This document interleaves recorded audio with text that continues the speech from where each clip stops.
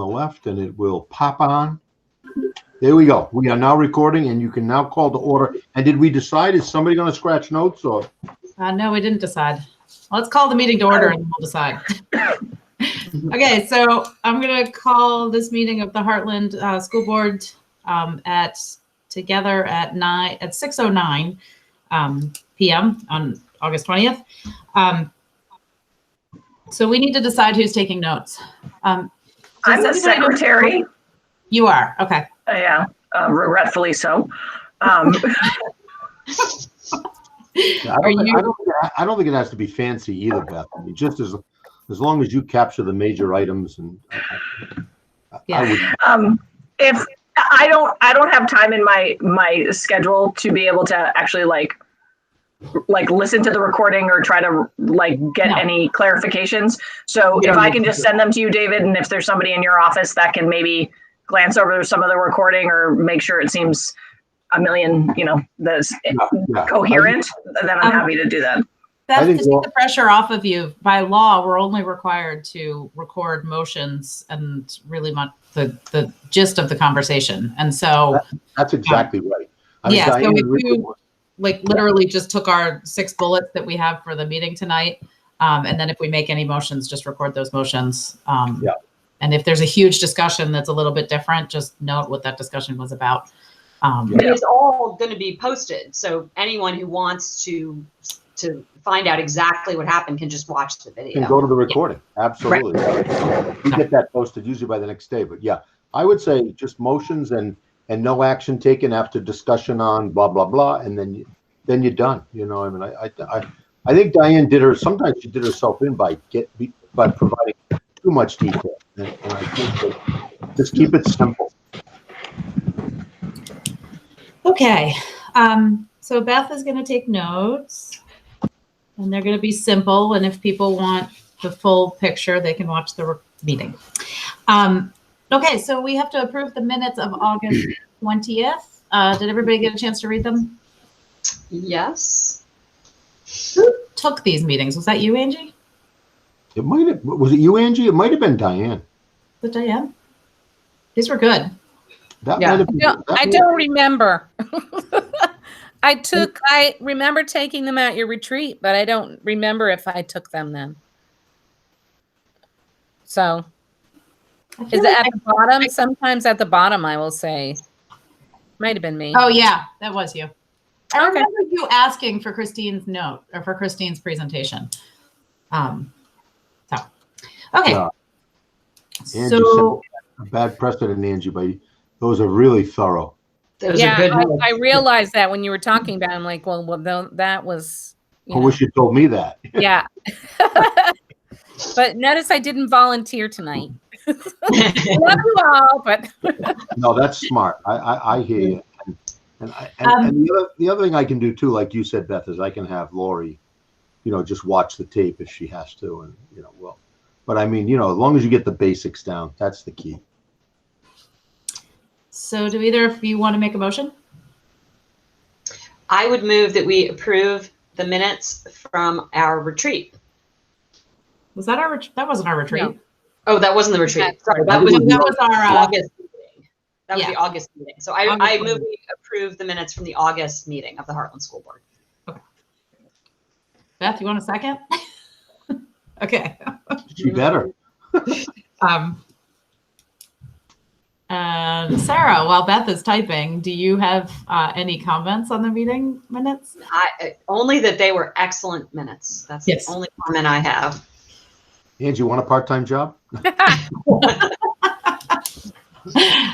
Beth, do you want to comment on the minutes? Okay, so I'll move to vote. So all those in favor of approving the minutes of August 20th, 2020, please say aye. Or give me a up. Aye. Okay. So the minutes were approved. Who is that? That might be, is that one of our board members who just came on with the phone? Maybe we don't know. Okay. So we are we are at the public participation portion of the meeting. Is the person that's on the phone a member of the public and wants to make a comment? Scott has arrived. I see Scott. Hi, Scott. Can you hear me? Now we can, Yeah. yep. Yes. Okay, this is just Donna Slarv. I tried joining through the Google Meet video and it wouldn't work, so I did it via phone. Oh, Oh, that's too bad. Yeah, because I didn't even, how'd you find the phone number? That's great. It was right below it on the same Agenda. link information. it's so. So I I'm can just gonna double. listen in.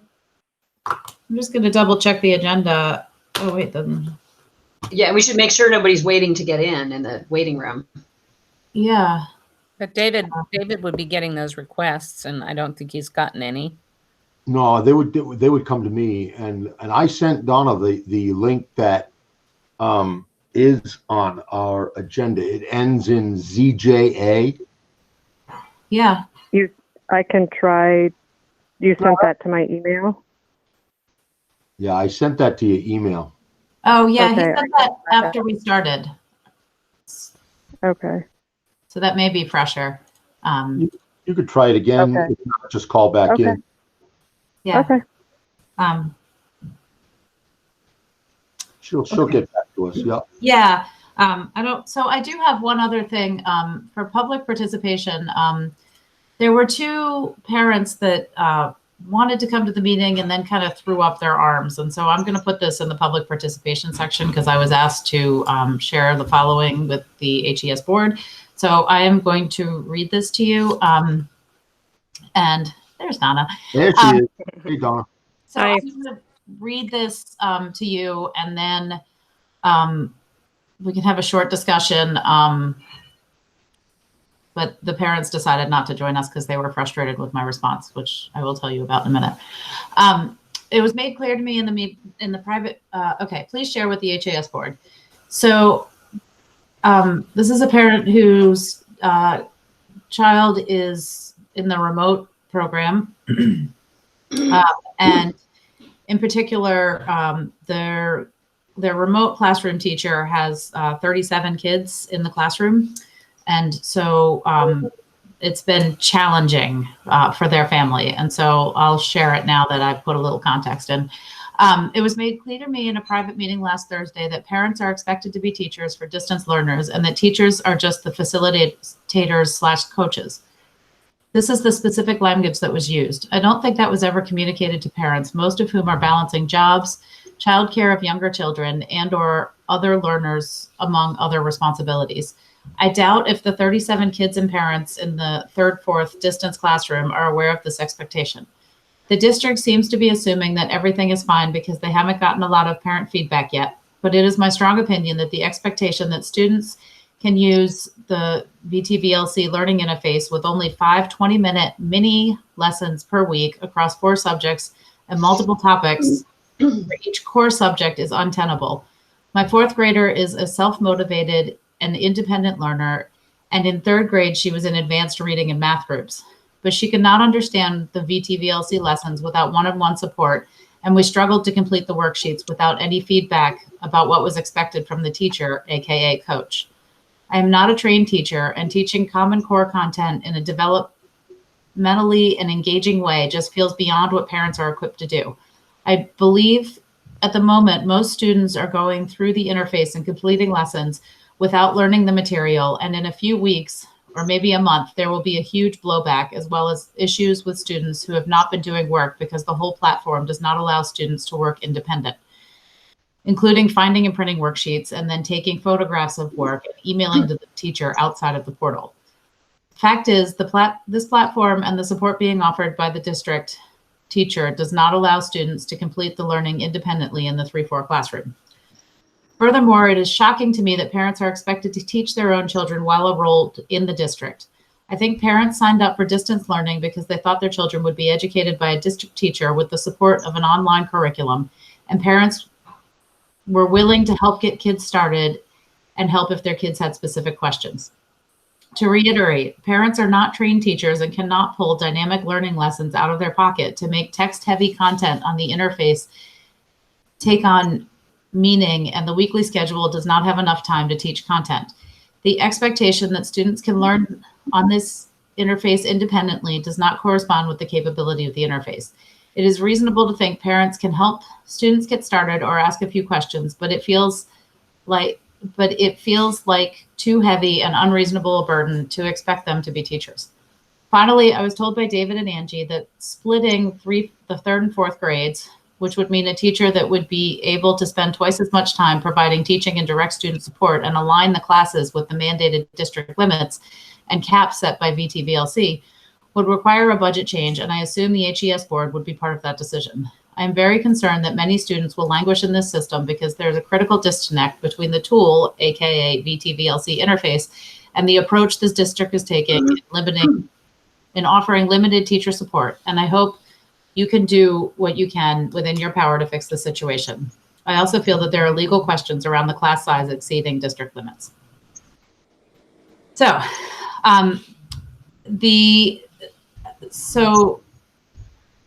I invited the parents to come. There are two parents that were involved with this, but I've only been communicating with one of them. The challenge here is that Heartland has signed on to the SU program of providing remote learning. And so Heartland, by ourselves, we can't really do anything to change this. I told the parent that it would have to go up to the SU level. And she was just feeling too overwhelmed and didn't feel like dealing with that. So that's where we are.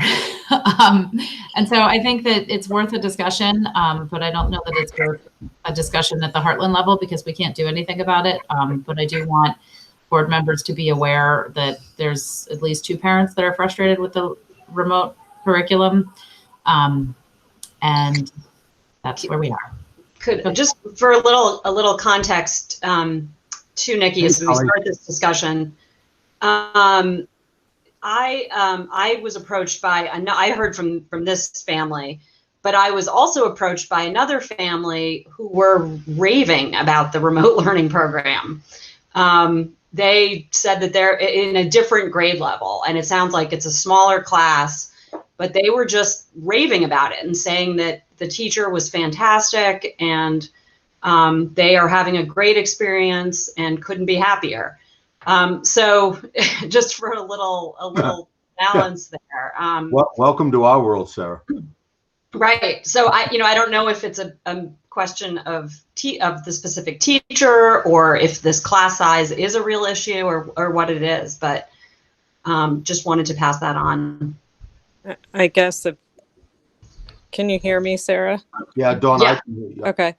Also, on a parent point of view, is one reason why I opted out of the online option was because I felt it was set forth very clearly that the expectation was that it would be parent and child and very little to do with the teacher who was, and I even remember David reaching out to you and maybe even Miss Bourne a little bit to make sure that I completely grasped that concept before making the decision.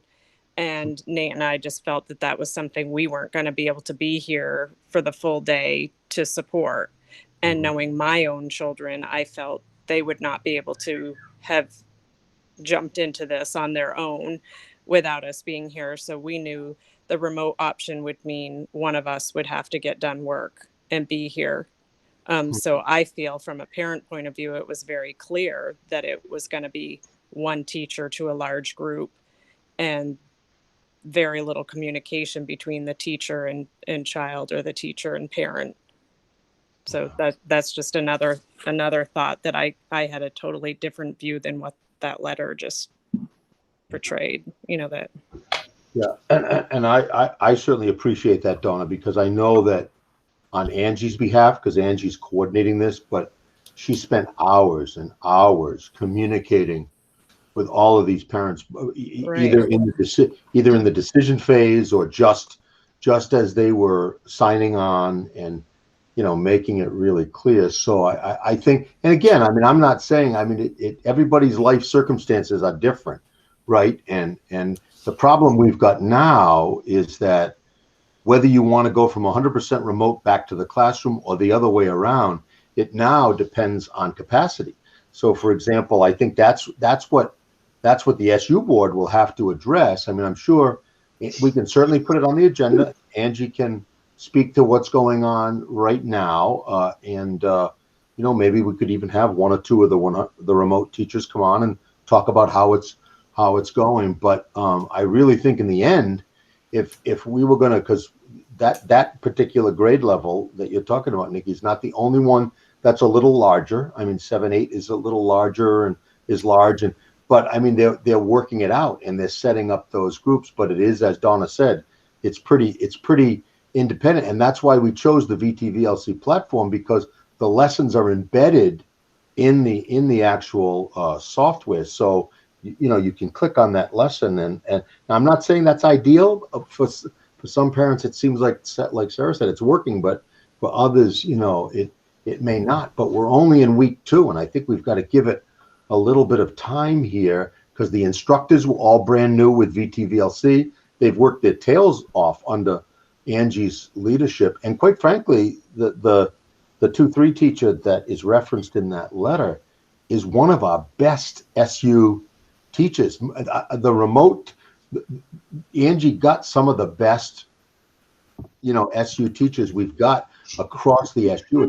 It's a dynamic team. So I just think, you know, it's a little bit of patience and a little bit of understanding, but I don't, you know, I mean, you know, you could certainly cut the class sizes in half, but it would mean hiring another 1, 2, 3 teachers, and I think that would have to be an SU decision.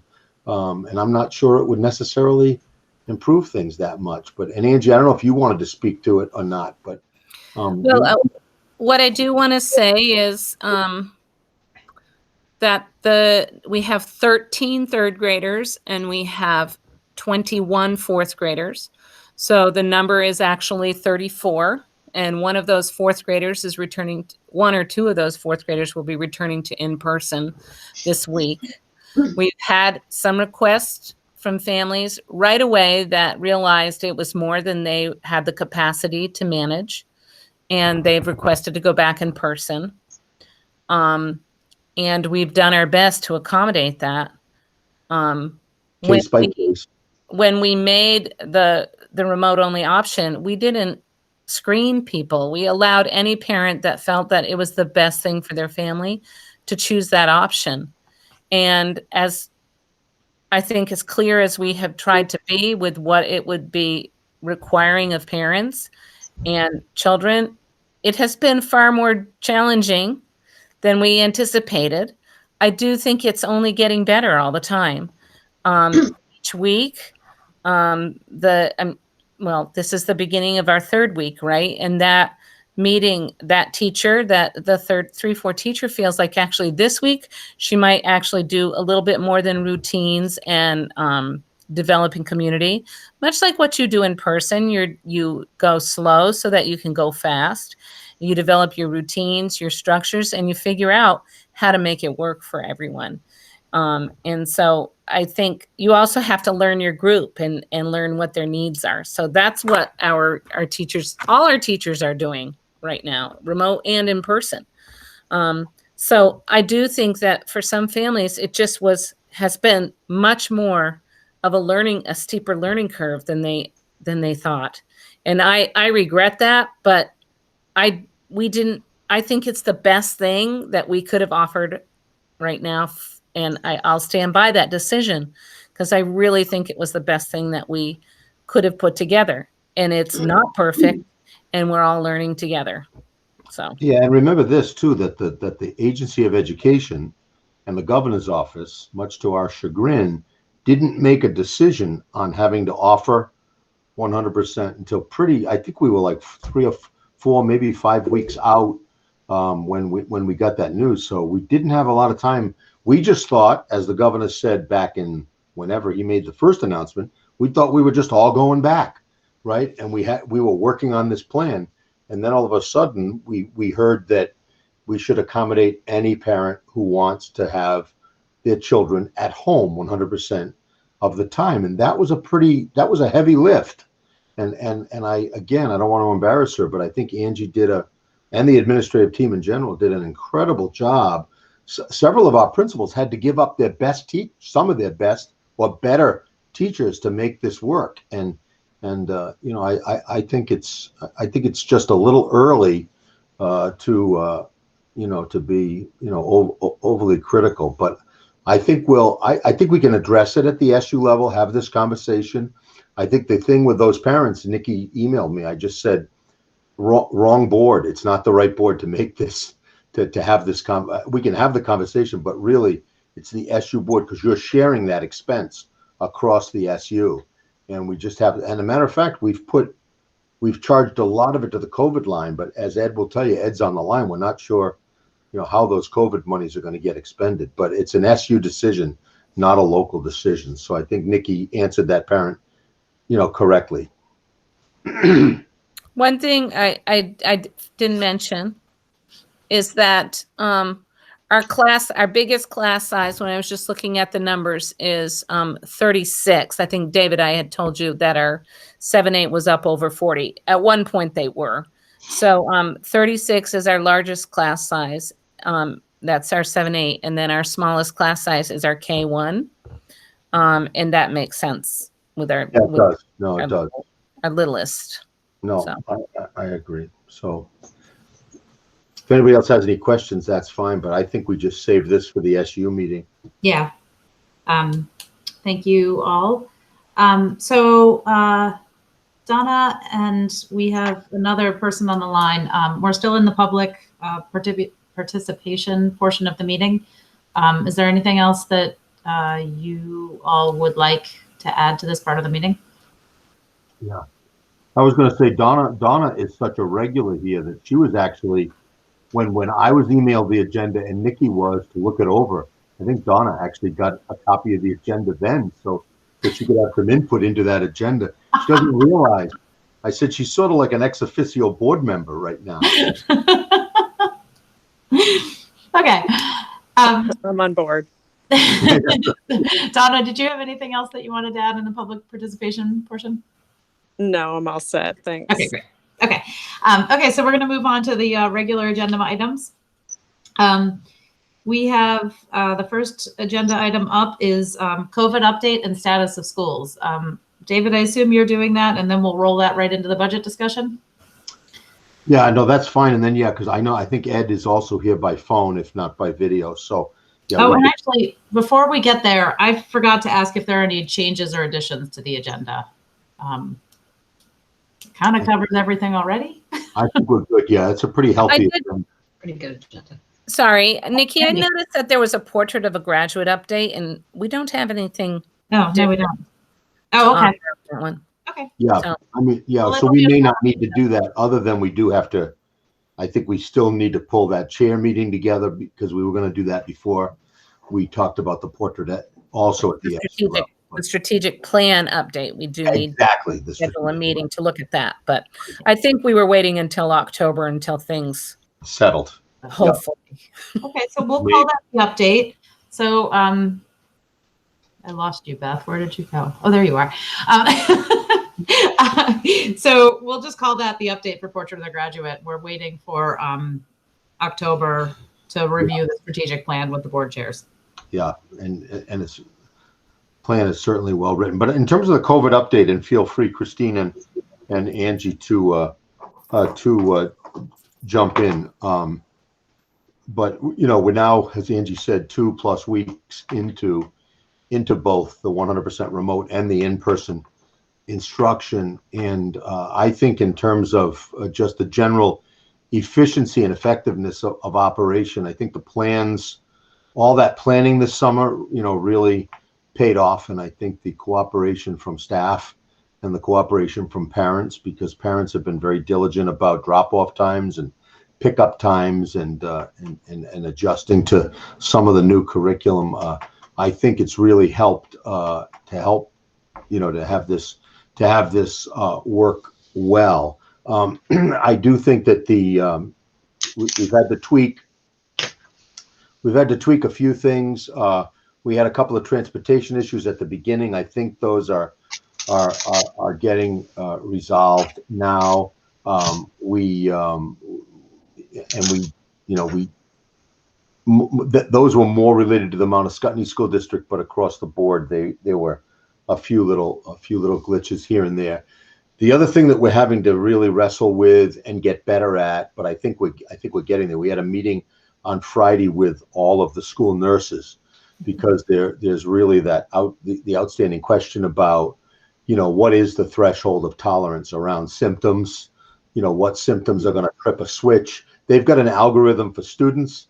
The problem is the Vermont Department of Health and the AOE never published an algorithm for adults. So what the nurses have been doing essentially is trying to transpose that algorithm for the students to the adults, which means that if there's a symptom, that could be COVID related, that is beyond the threshold of normal for you. Some people, get headaches. Some people have allergies. Some people have, other health issues. So when you fill out that morning health check, the nurse, and you check off one of those symptoms, the nurse is going to have a conversation with you. And we just wanted to make sure that conversation was consistent across the SU, and that we were all on the same page in terms of making sure that symptom wasn't related to something that was, something you experienced anyway, like a migraine headache or a sniffly nose or an earache, or,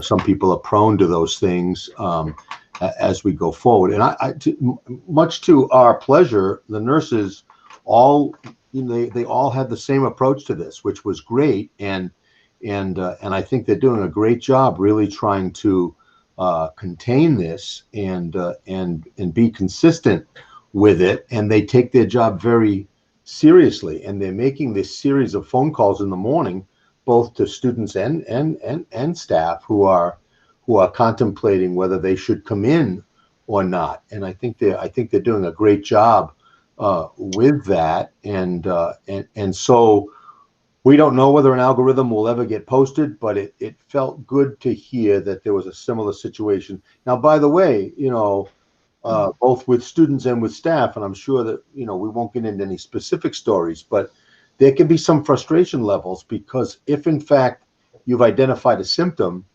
and you feel you're okay to come in, whether it's a parent with a student or whether it's a staff member, and that nurse says, no, you can't come in, you need to stay home.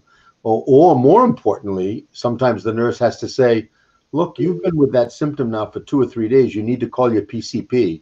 And unless you get tested, we're not going to let you come back in. And you can imagine, first of all, that puts a burden on the buildings, because they have to find and adjust staffing patterns so that they can handle those kids. But also on the part mostly of parents, there's a frustration level that, or a resistance maybe to testing, or I want to give it a couple more days. But I think the nurses are trying to be compassionate and gentle as they go about it, but it's very critical. And I'll tell you a little anecdote that we just found out today where this worked. We had a new support staff member that was starting in our SU. I won't mention the building, but that person arrived on the first day of school and was experiencing a headache. And the nurse said, well, do you get migraines? No, but I woke up this morning, my headache was pretty serious and blah, blah, blah. The nurse sent them right home and said, no, you got to go home. And then the headache turned into a fever the next day, and turned into a little bit more of a congestive kind of feeling. And that went on for 3 or 4 days. And then the nurse said, because they kept in constant contact with the person in terms of allowing them to come back in, and said, you better call your PCP. Took this person a while to get to their PCP, but the nurse was insistent they weren't coming back to school until they had this checked out, because the symptoms hadn't retested yet. So to make a long story short, the person just got tested late last week, and lo and behold, over the weekend found out they tested positive for COVID. But we're not going to, I may put out a little something to folks, letting them know, but I really think nobody will, nobody came in contact with this person because of the vigilance of that nurse. So I felt like we're doing it right, and I don't think we are going to have to worry or adjust much. I think it is the way to go. The last thing I'll say, and then if anybody wants to add, feel free. There are some things we're learning about teaching and learning in this COVID environment, and ways in which we're scheduling and wrapping around kids and doing some stuff remotely and some stuff in person. I hope we have a chance as an SU and individual districts to analyze this, because I think some of this is stuff that we some of it we may want to hold on to, because I think it's been a very powerful experience for, I've even noticed in the buildings, and Brittany and Christine may negate this because I wasn't there today, but I mean, I just find a real calm and tranquil peacefulness in the building, because kids are in pods, they're surrounded by adults, they're not doing a lot of transitioning, which is when, quite frankly, kids can get a little wound up. And again, I'm not saying that, that's how we want to live forever, but maybe a part of that or a portion of that is something we want to look at, because I think that you build that sense of family within that pod, and everybody gets sort of respectful, and again, you're not constantly banging lockers shut and running into each other in the corridor and that sort of stuff. I think that that's really been good stuff. And I see Brittany's hand up, so I don't know if you wanted to say something about that.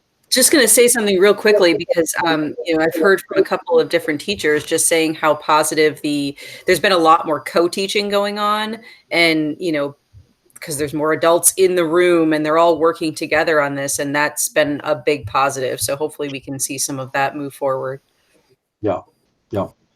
And again, I forgot one last thing, and Beth would have told us anyhow if I didn't mention it, but we did, I think I sent something up, but we did get approved for to continue really, quote unquote, the sort of the universal lunch program. And Craig is really working hard at that, and it's working. And also he and I are meeting tomorrow to talk about how we could, because remember, we've got 150 to 200 kids out there in remote land that aren't eating, and that's not good from an eating standpoint.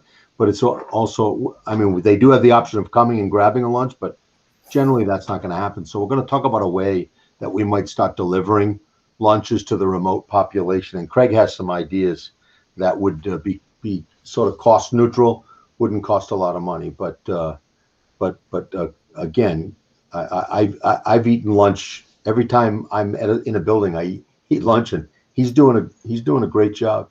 I had some of the best chicken and biscuits that I've ever had the other day, and he's just very good at what he does. So yeah, let me know if you need any help with that, David. Happy to think through other solutions and stuff. And one thing that I know Craig is really reluctant about this, but you can bundle meals. So, if you just do twice a week pickup or something like that, yeah, that's a great you can idea. be bundling meals and those kinds of things. So that's something as well that I think is worthwhile for folks, because they may come into school twice a week for their meals for the week. And the other thing too is we could be delivering meals. We can offer them, I believe, 7 days a week if we really wanted to, which means on Fridays we could be sending kids home with extra meals. Yeah, that's interesting. I'll mention that too. But even with the bundling, that's helpful, because even if we didn't bundle for pickup, but bundled for delivery, so we're only delivering. Yeah, that's twice as much. Yeah, exactly. Yeah. It just cuts it in half. It's last. Yeah. So that's good to know. Yeah, and I mean, I know Craig, I think, is reluctant, and I understand totally. It's it's not going to be a pretty looking meal like he presents. It's not going to look like coming in from Craig's kitchen. That's for sure. There's certainly hurdles there. Yeah. So if there's nothing else, I mean, that's really the COVID update. I think we're. Hey, David, in regards to the story about the nurse and the new support staff, and I think you said something along the lines of there wasn't contact, and so everything. Could you assure the rest of the board, I mean the whole board, and any public about what are the protocols there about you guys sharing that with the state of Vermont or not, or how does that work?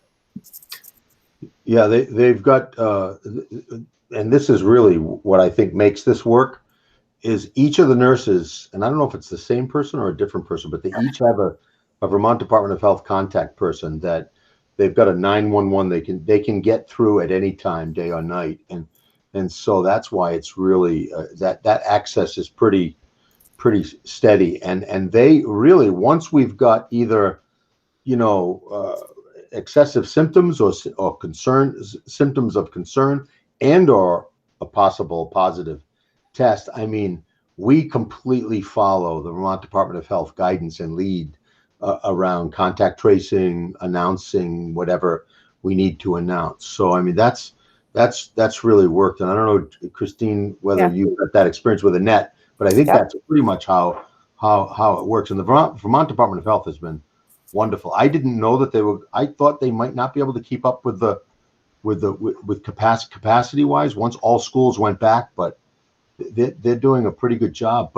And they've had positive cases. I mean, we've heard already Cavendish, I think, Hartford, trying to think, there were Rivendell. I think there's been a few, and essentially because of the protocols and the contact tracing, they haven't had to shut any of those buildings down. They haven't advocated for that or recommended that, much like we wouldn't, based on the information we got about this particular staff member. There just was not enough contact, and quite frankly, the Vermont Department of Health said, because they follow this patient's progress, and they said, a matter of fact, even when you sent that person home, they weren't infectious at that point. They can almost pick a point in time when that person, based on the test and the results of the test of when that person was infectious. So they've been really great with us. Thank you. We call pretty much every day for something, and they're very responsive. And I have to say, parents have been super flexible. I mean, kids get congestion all the time, and they're, really flexible and just saying, yep, we'll keep them home if that's what we need to do. So we've been really happy with VDH and our liaison. I see Donna's hand is up. Nikki, can you see everybody? Yeah. So Donna. Yeah.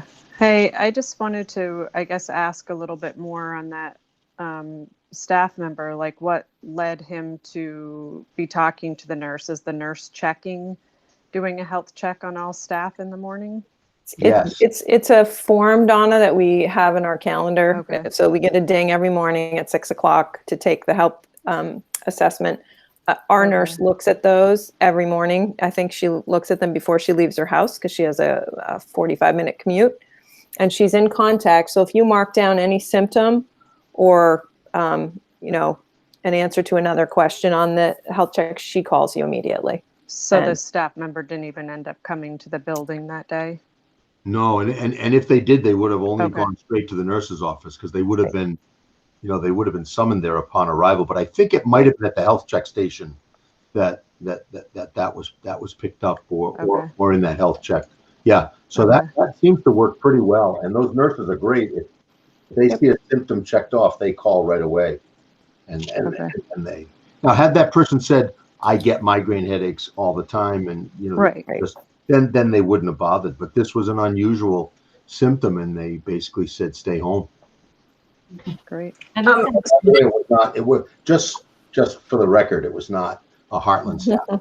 But I was just curious, like from, I run daycare, excuse me, and I've already had to close for a common cold, like I had a child with a cold in my daycare, got her cold, and they still had me close. Really? I had to close for 3 days and never once had a fever or anything from it. But I think it's progressed, it's changed and it's lightened up a little bit since then. So.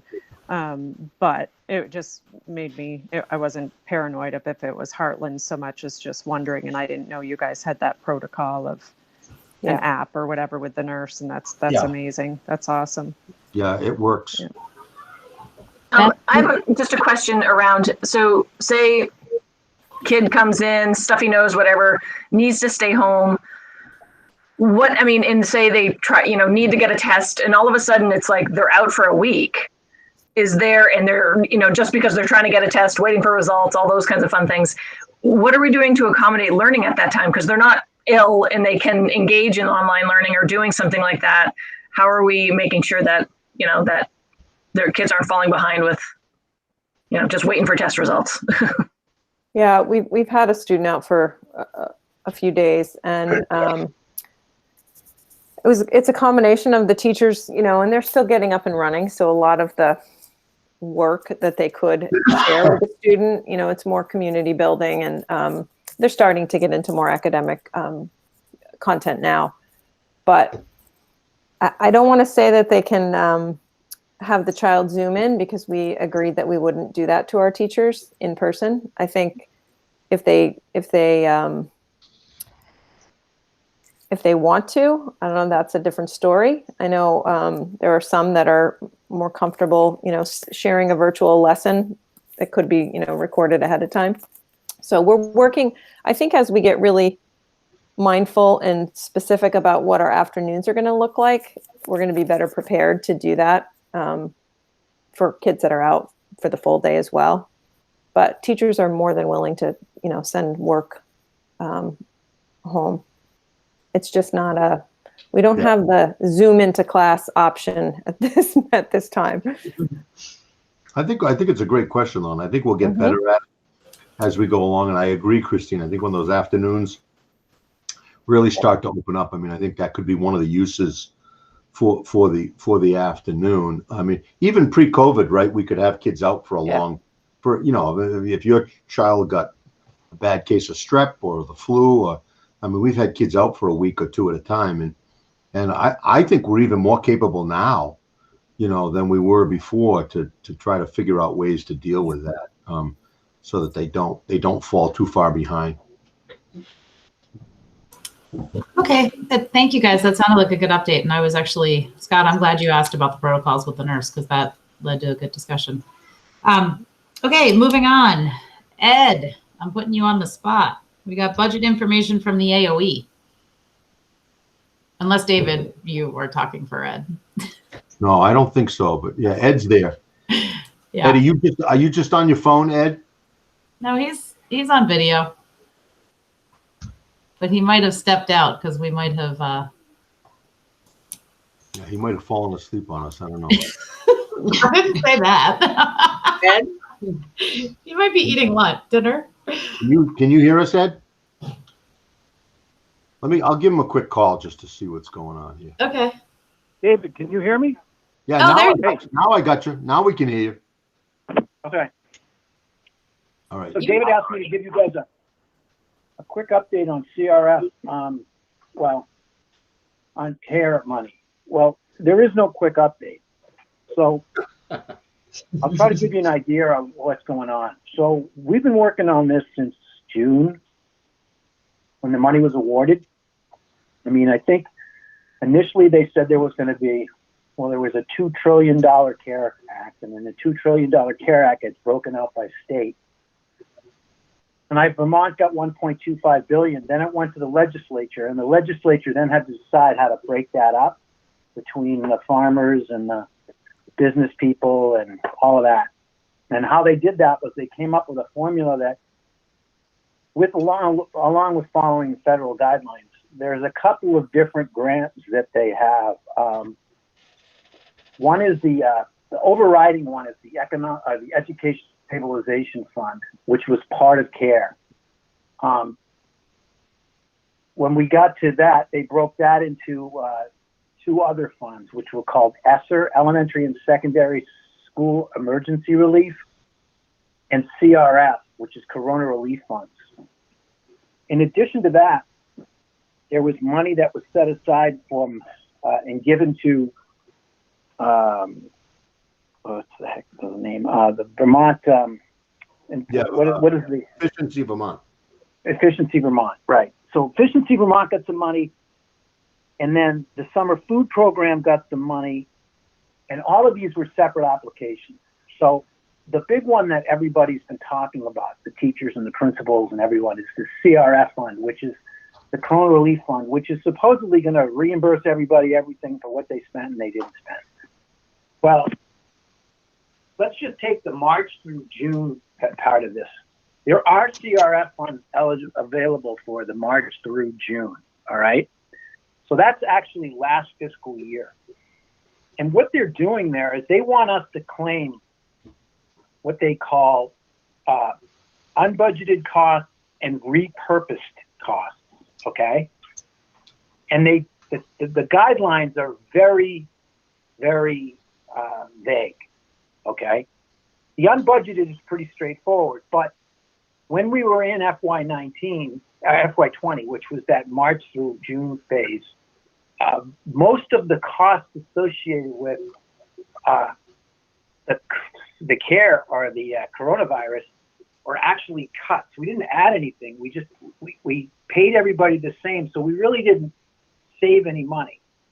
And we didn't actually spend that much more money because everybody was doing it on the fly and nobody knew how long it was going to last. So when it came time to break out what we did in FY20, they want us to do the unbudgeted and repurposed. And what they're going to do is they're going to reimburse us that money 100%. But how the reimbursement's going to look is it's going to be a revenue in FY21, the year we're in, okay? So in a normal school year, you get a large amount of money from what they call the state education fund, all right? And in that state education fund, what they're going to do is they're going to take anything they reimburse you from FY20 and they're going to take it off of what they're going to give you in FY21. So the savings is going to go to the ed fund. Everyone understand that? So the money that you spent in FY20, say I come up with a figure of, $73,000 or $100,000, right? Or $200,000 for the case of Heartland. They'll reimburse you that money, but they're going to lower what they pay from the ed fund by $200,000. So you'll be made whole. You'll get what you were supposed to get in FY21. But the ed fund won't have to pay that $200,000, and that money will fall into next year for the FY22 budgeting season. So essentially, I think and Ed, tell me if I'm wrong here, but everybody knew that the state had been talking about a shortfall in the ed fund, right? And they weren't sure they were going to be able to make everybody whole this year. But what they're going to do is they're going to use that CR or a portion of that CRF money from March to June, and they're going to offset the ed fund payment with respect to that. So everybody should get the normal scheduled or budgeted to get from the ed fund in FY21. It just will come from two sources. So let's say that you had $100,000 in unbudgeted costs. They're assuming, this is my editorial. I think what they're assuming is that because of the fact that you paid everybody and all of this, and that you didn't have to pay certain costs with contracted services and other savings that you might have realized, that money they wanted to claw back last year, but they ran out of time. So how they're getting it back and letting it fall to the ed fund is they're going to fund it in 21. They're going to use the 20 numbers. They're going to give you the money back in 21, but it's not in addition to, okay? It's money that they're going to give you back, and they're going to lower your ed fund payment. So that takes care of March through June. So all of those costs that we spent the whole spring saying, oh, this is CRF, and we had actually state designated a way to track those funds, and we did that. But there's no we're not getting reimbursed in addition to, okay? So now we're looking at, now they want July and August, okay? So they want July and August, they want that same unbudgeted and repurposed, okay? So the way they're gonna work that is they're saying that they're gonna budget, they're gonna pay you back of the unbudgeted, and they're going to pay back some of the repurpose. So the 3 chunks of time they're looking at are March through June, July and August, and then September through December. You had to fill out 3 different applications for this grant, and you had to put in support documentation for this grant for that. So I met with David and Larry Dower and Jim Taft and Angie, and we sat down, and I just started talking about this because I didn't have anyone else to bounce this off of because it was getting more complicated. So then Thursday, I got an email from Brad James, who works at the state. And as of Thursday, there's the unbudgeted amount that was reported was $71 million. Now, it's more than the $50 million they gave you, but the legislature has now increased the amount available to CRF to $88 million, or they're moving in that direction. Okay? So right now, from the applications they've got, right, that's $71 million. All right? And then he goes on to say that the subtotal for the unbudgeted was $44 million and the repurposed was $27 million. And he goes on to say that of the $27.2 million, that represents 23 SUs. That means the 29 SUs did not provide information on repurposed costs. Okay, so I bring that up because right now there's this huge backlash because there are SUs that are capable of producing these numbers, and then there's, as this thing just highlighted, more than half that aren't. So it's not equitable, and we all know Vermont's an equitable state. So they're trying to figure out how to make it equitable. And when we started talking about it in August, there was talk of some type of a formula to send this money out, right? And now, because of the fact that there's this disparity between those that reported and those that didn't report, they're starting to bring that back up. So it sounds like they should. Yeah. So Ed, go ahead. Over and over again, and David and Angie, that the whole idea that COVID will reimburse this is not a given. They have not decided how they're going to spend the COVID money. Now, the CRF money I'm talking about, the Corona Relief Fund money, is part of the Educational Stabilization Fund, right? So that CRF money is just one element of it. And the push here is they want us, the 2 things the state needs to do is we have to spend, as a state, all of the CRF funds by December 31st. Okay? Mm-hmm. So they want to do, what their goal is they want us to claim as much as we can in FY20, that March through June, because they want that to fall to the Ed Fund in FY22 when we do the budget for next year, right? But it's to us, to the school district, it's moot in that it doesn't give us any money now. It's all future. So they're trying to build a surplus in the Ed Fund. Now, there's another bunch of money, and it's called Elementary and Secondary School Emergency Relief. That's a $31 million grant, or that's what it started out to be. And that goes through the whole school year. So now they're telling us to use as much of the CRF money we can by December 31st. And then after that, use the ESSER money. Ed, question. Go ahead. Ed, when you submitted, I assume that you submitted both the unbudgeted and the repurposed for RSU? Yeah. Okay. So we're not in one of the, and so Ed, as far as Heartland is concerned, right? The bottom line, which I know is still, I don't think the audit's done yet, right? But the bottom line that you reported, I have reported for last year, that's not going to change. That is what it is, correct? Yeah, you guys ran a $151,000 deficit last year. Okay. It's primarily due to tuition. That was that tuition. Those were the 8 or 9 kids, right? We knew that. Matter of fact, I think it was even a little bit worse a while ago, but 151,000 in the red for last fiscal year. And that's not going to change. They're in the middle of the audit right now, right, Ed?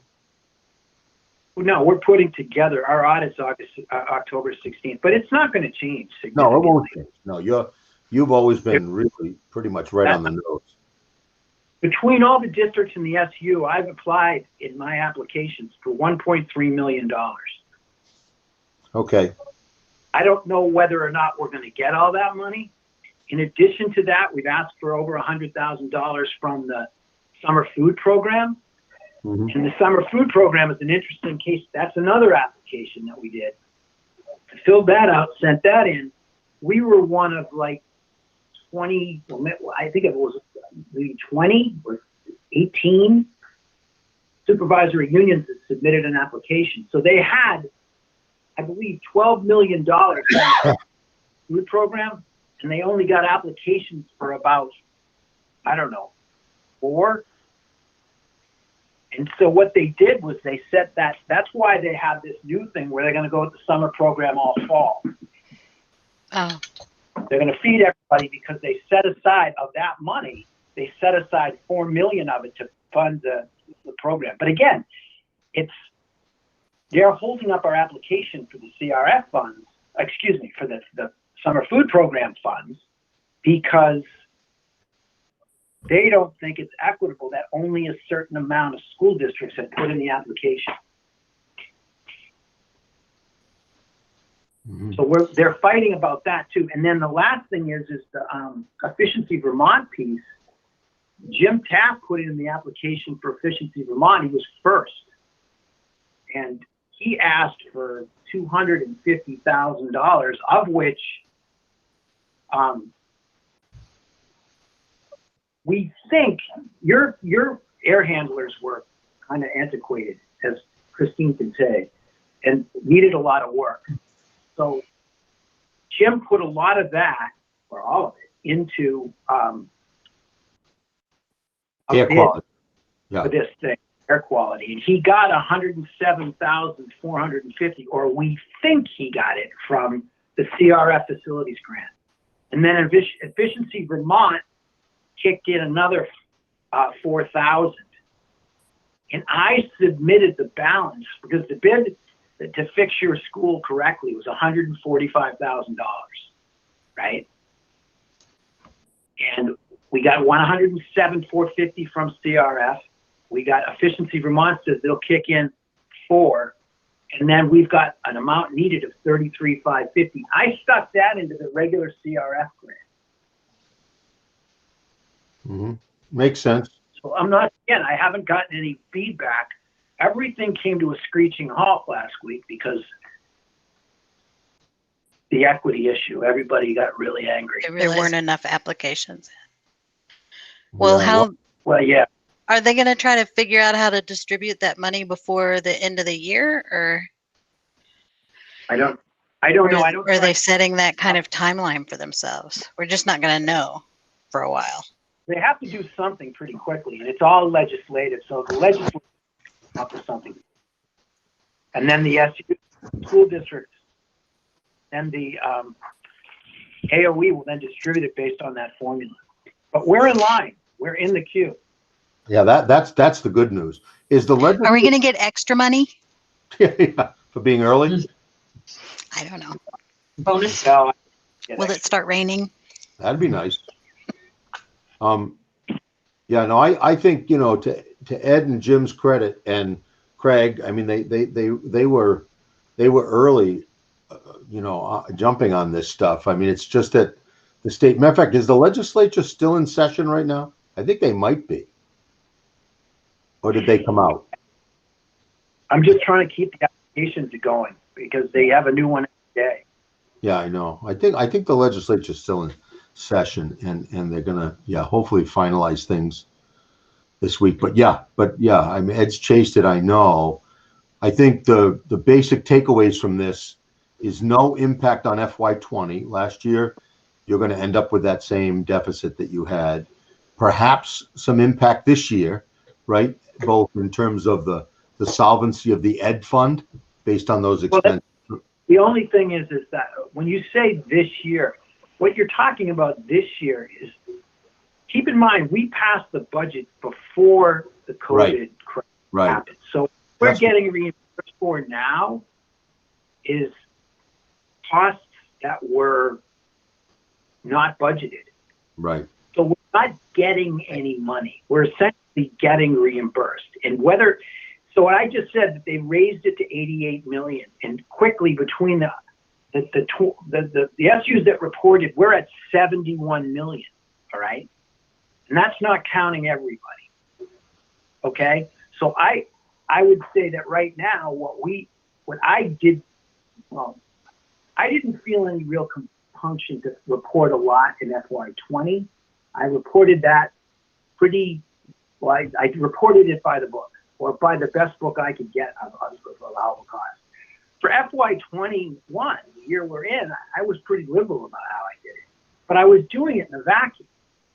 You know, I didn't really have any input on what were additional costs. I mean, I got a couple of things, a couple of people here, a couple of people there. And then when I hear, you know, some of this conversation about learning, distance learning and all that stuff, it's all time sensitive. If you add these teachers, I don't know whether I could put it in the grant. Right. I don't know whether these walkie-talkies and everything else will be covered by CRF, because it's time sensitive. Right now, we're pushing the deadline here. And there is no real, they haven't set a deadline. I think they're still holding it open with the hopes that other schools will supply. But, you know, these costs that we're getting now, I'm still telling them to track it, but it really behooves the schools to really tap the brakes on this stuff. Yeah. Because you want, as an individual school, as close to break even, or even if with a better surplus.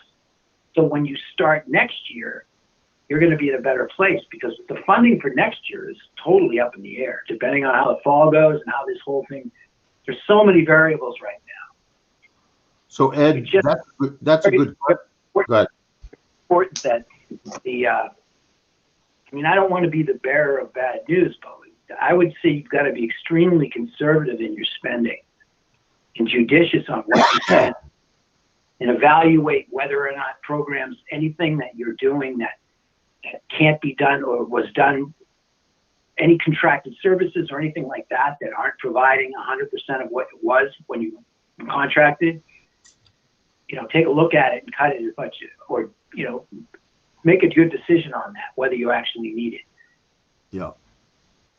So Ed, given what you just said, October's approaching, right? And that's usually when we start putting budgets together. Would you be recommending to the building principals, and maybe you can reach out to them, I don't know, but I mean, I don't think this is a year necessarily as we go into budget season, other than the fixed costs, maybe a little bit of an add-up for salaries and health benefits, because those aren't going to be stable. I mean, I think this is time almost to just kind of, you know, to move those line items over and just at least level fund at best, if not maybe try to reduce some of those at most. What do you think is the best way going forward for next year? Like whenever we talk about the budget, we always talk around the crux of the budget. The budget, Christine's not going to find millions of dollars in supply. She's not going to find millions of dollars. I mean, you can't do anything about tuition. Tuition is what it is, right? Yeah. Really boils down to, if you were going to make significant cuts, and you all know this, it's staffing, and that's what you have to look at. That's really what I'm not saying it could come to that, but to have any real impact on a budget, that's where you've got to go. And it's been the third rail for school finance, and that's why I'm saying at this point in time, you have to look at how you're providing what you're providing, and start making some decisions. Because again, I'm not going to go to Christine. When I do the budget, I essentially take everybody you've got on board now, and I give them an increase based on whatever the contract is or whatever they that the contract looks like it might be. So that's where we start, and that's, you know, you put oil in there, you put tuition in there, and then you're done. Yeah. Christine's end is pretty small. The postal meter, a couple other things. No, there's not much. There's not much to play with. Hey, we saved some money on that, Ed. Oh, I know. $1 million. Well done. $700. The other thing that's complicated about this, right, is that as we go into next year, we really don't know whether we'll be in this mode or whether we'll be in a little different mode, right? I mean, and we're probably going to go right into the winter and probably close in on town meeting without really knowing, right? I mean, I think it, I think that I think any prediction of those kind right now, with the election coming up and possible vaccines, we learned in 2020. God knows what's going to happen next.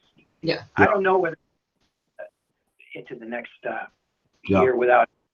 Well, I think we'll have more guidance from the state, and I think we'll have more things. My personal feeling is that things are going to start to get better. So it will it'll make budgeting a little easier. But I'm just saying, getting better might take 3 years because there's no to speak of recovery, right? Yeah. Right. But there are some things, for example, under this modality, right, that we're operating now. You know, I'm thinking of things, Christine, like, you know, we hired an LNA for every building. We've got those perma subs because we don't want to just have a sub list. And we, you know, there are some things that we specifically did. We bolstered up a little bit of our clinical work with kids, just assuming that there'd be some anxiety. We are doing that. You know, we've got basically three systems going on: the 100% remote, the hybrid in person, and the homeschool. And we're already starting to get some inquiries from those homeschool parents about what they can partake in. And I think, Ed, you're absolutely right. There's no predicting, but I think we probably should assume going into FY22 that it's status quo as far as we know. And then we just kind of, if there are places we can save, then let's try to do that. But I think it is what it is right now. Hey, Ed mentioned contracted services, and the thing that sticks out to me is transportation. It's something we don't talk very much about except when it comes up. And, right. And it's a new fiscal year, so we're not talking about emergency meal deliveries last spring. So there are so many students coming to school with their parents or their caregivers. Tell us about the renegotiation of the bus contracts in order to save money in FY21. So that the buses that we've had to cut in half the amount of buses. I mean, kids that we can pick up on the buses. So a bus normally took 60 kids, now takes 30. Or less. Or right. Less. But in that range, right. Yeah. So when you start saying that we're saving money on transportation, we're actually not. We're running the same amount of buses. We did look at it though, Scott. We looked at it very carefully to see if we could go down a bus, and we just couldn't do it. In fact, we have a waiting list of kids that want to be on the bus. We met with First Student last week and had this very conversation about how that would go about it, and what they said to enforce what Christine just said. If they can cut a bus, they will, but they'll do it only in consultation with the principals. Well, the thing that comes to my mind is that what I see as a board member is that they are nickel and diming the community all the time in the terms of like cutting routes shorter because they know that adds up miles per month, and that's cost for them. And so if they're not carrying students for the whole course of the year because their buses are going to be lighter, I think we need to the school district needs to benefit from that. If they have they have not put on more hours, have they hired more people to serve our community? They have not. Well, they budgeted like they budgeted every year. So when we budgeted for the budgeted, and we have the same amount of runs. So I I've had a conversation with them on last week, and anytime we can have a savings, they're going to pass on the credit to us. But right now, they're running the buses as if they were full, and they are full given the COVID requirements, and they're going the same distance that they did before. Yeah, but these are giant trucks. They're not full. They're carrying nothing. I mean, they're not. Scott, they're full. They're full with the restrictions. The school has a waiting list now. My kids can't take the bus. They're on the waiting. Like, we can't get them to bus other than drive because the bus is full to COVID because of the COVID restrictions. There's no wiggle room around it. I think we're saying the same thing, Beth. I mean, the bus company ought to be moving students for Heartland School District. They are. I'm not upset about it. I'm saying that I would be more upset if I heard that they were packing the students in there with more students than what they're supposed to be and going against the COVID restrictions. Then I would be very upset about that. I'm much more pleased about that. So I'm not understanding how you're saying that they're not carrying students. They need more machines. Oh, you mean they might need more buses? Yeah, they need more machines. And we can do that. It's going to cost us additional money. Yeah, but then we pay more. But you see, they're not fairly accounting for the work they're doing. You see, they're driving around half full, and they're calling it, you know, they're kind of hiding behind the COVID restrictions. But it's like a law. I mean, the state won't let us do it any differently. Yeah, but I think I know what Scott's saying. What Scott's saying, I mean, I'm not advocating for your logic, Scott, but I hear what you're saying.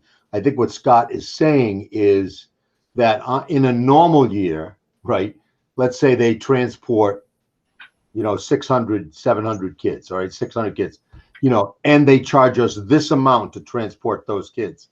Now, in the COVID year, they're transporting 240 kids or 250 kids, right? So where is in other words, if they were charging us per kid, we'd be getting really in trouble. Instead, I think, Scott, this is where I think the logic might break down a little bit, is they charge per run and per mile. So they're still doing those runs. They're still doing those pickups with a lot less kids. And quite frankly, we've got other adults on that bus now because of the health checks. So they're not doing as much discipline or as much, I hear what you're saying, that it's, and that's why Ed and I met with them last week, because we wanted to get clear on what and it's a good thing we met, because Ed will tell you that there were a couple of places, like, for example, Wethersfield was able to come down a bus.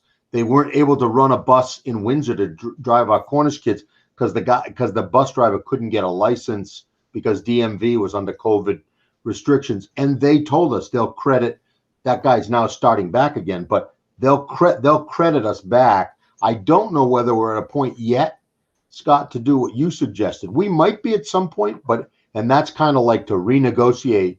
Okay, wait a minute, guys. You were hauling 650 kids. Now you're hauling 250 kids. Even something as simple as, and this would be a stretch, but I drove bus for a while, and truck, if you have less weight on those buses, you're also burning less gas, right? I mean, it's interesting that you could make an argument for something like that, depending on how long we stay in this crazy condition. But I think it's a tree you want to keep barking up to some degree, Scott. But I think we need to, let's give it another couple of weeks, because we did say we'd meet again with them once things had settled, because it's a potential issue there. I mean, I don't think they're, I think we just need to watch it and be careful of it. I mean, I'm glad you and Ed are keeping track of that. I would never advocate not being safe or going off from the Vermont Department of Health guidelines for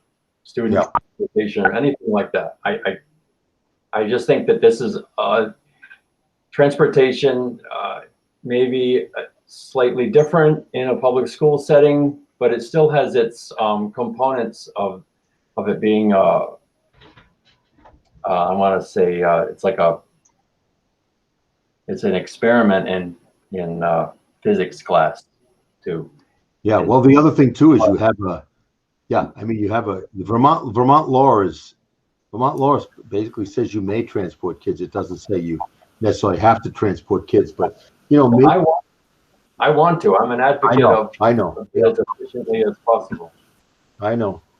And I don't know what the buses cost us in Heartland, but I know that the whole contract it's a fair amount of money. There's no question about it. It's at least $200,000-$300,000, per district, and there, yeah. But I know Ed's on top of it with the bus company. He set the meeting up with them and myself, and so we'll just keep riding that one. No pun intended. But we'll try to stay on top of that. So I had a question on a budgeting standpoint. We have never tried to predict how many students we're going to move in district for high school choice tuitioning, and that really burned us this last year. And I think that there is some capability of predicting that. I mean, we know how many students we have. Like, we can figure out how many students are attending Waldorf or some other private school that might be apt to pull out of private school when they can take advantage of school choice. And I kind of wanted to look to the board and see what you guys thought of that. And I wondered if that was something that we could task Linda with calling some of the local private schools to see how many Heartland kids were in the. So Nikki, can I just say one thing about that? I mean, part of the reason why we try to predict, every year is so tight that to add an extra tuition lowers the money that's available to K through 8.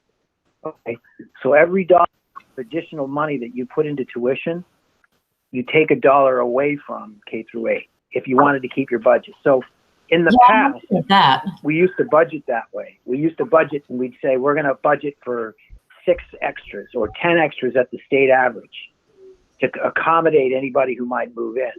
But over the years, we've come to the point where we can't, trying to put in an extra $100,000 for 4 extra kids or 6 extra kids, that's a lot of money taken away from K through 8. But it's up to the board to decide if you wanted to do that. It's just, again, we're taking it away the next year.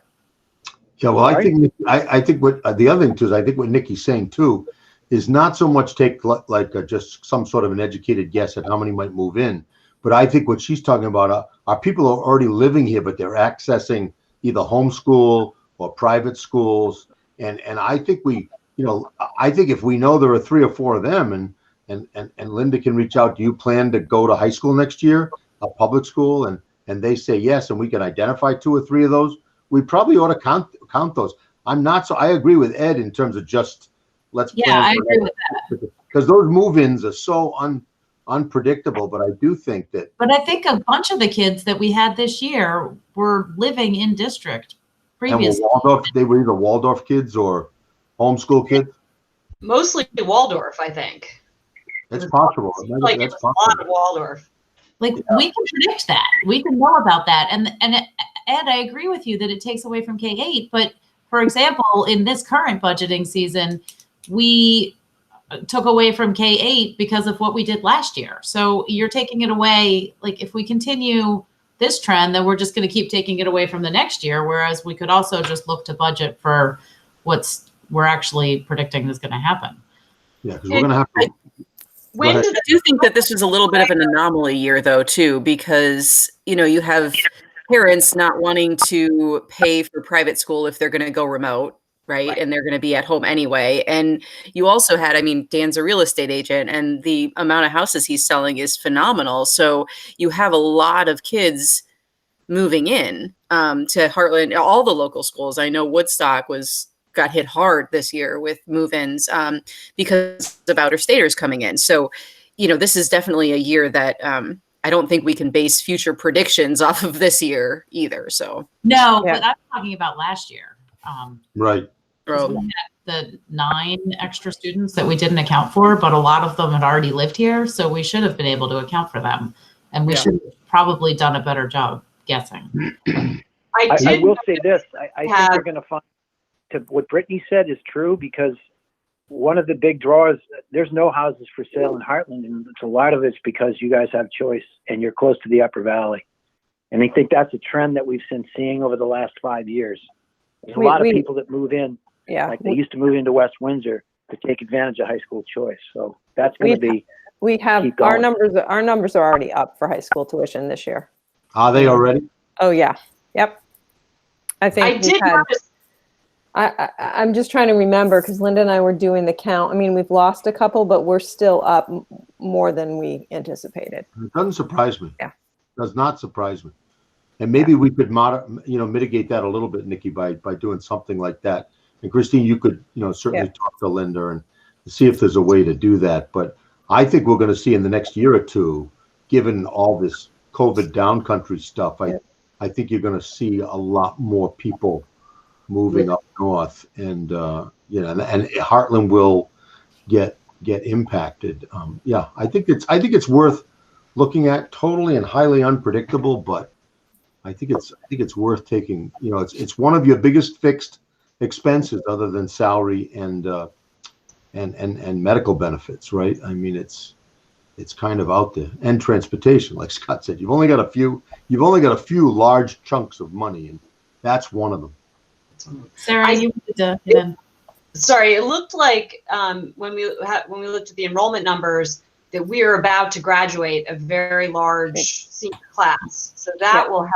That's a good thing. It looked like that class was about 54 kids, and the incoming class is significantly smaller. So that might help us sort of smooth out some of that increase. And then the question that always comes up for me too when we have these discussions is, when do we get the increased enrollment count, right, kicks in? There's like a 1 year delay on that, right? So if we have 10 kids move in, for that year, it's a hit. But then the next year we have 10 more kids on our rolls, and we divide our whole budget by that amount for the purposes of state aid. So, there is this 1 year delay with the tuition that seems, there might be some ways to sort of think about budgeting for that and kind of smoothing that out until we benefit from it the next year.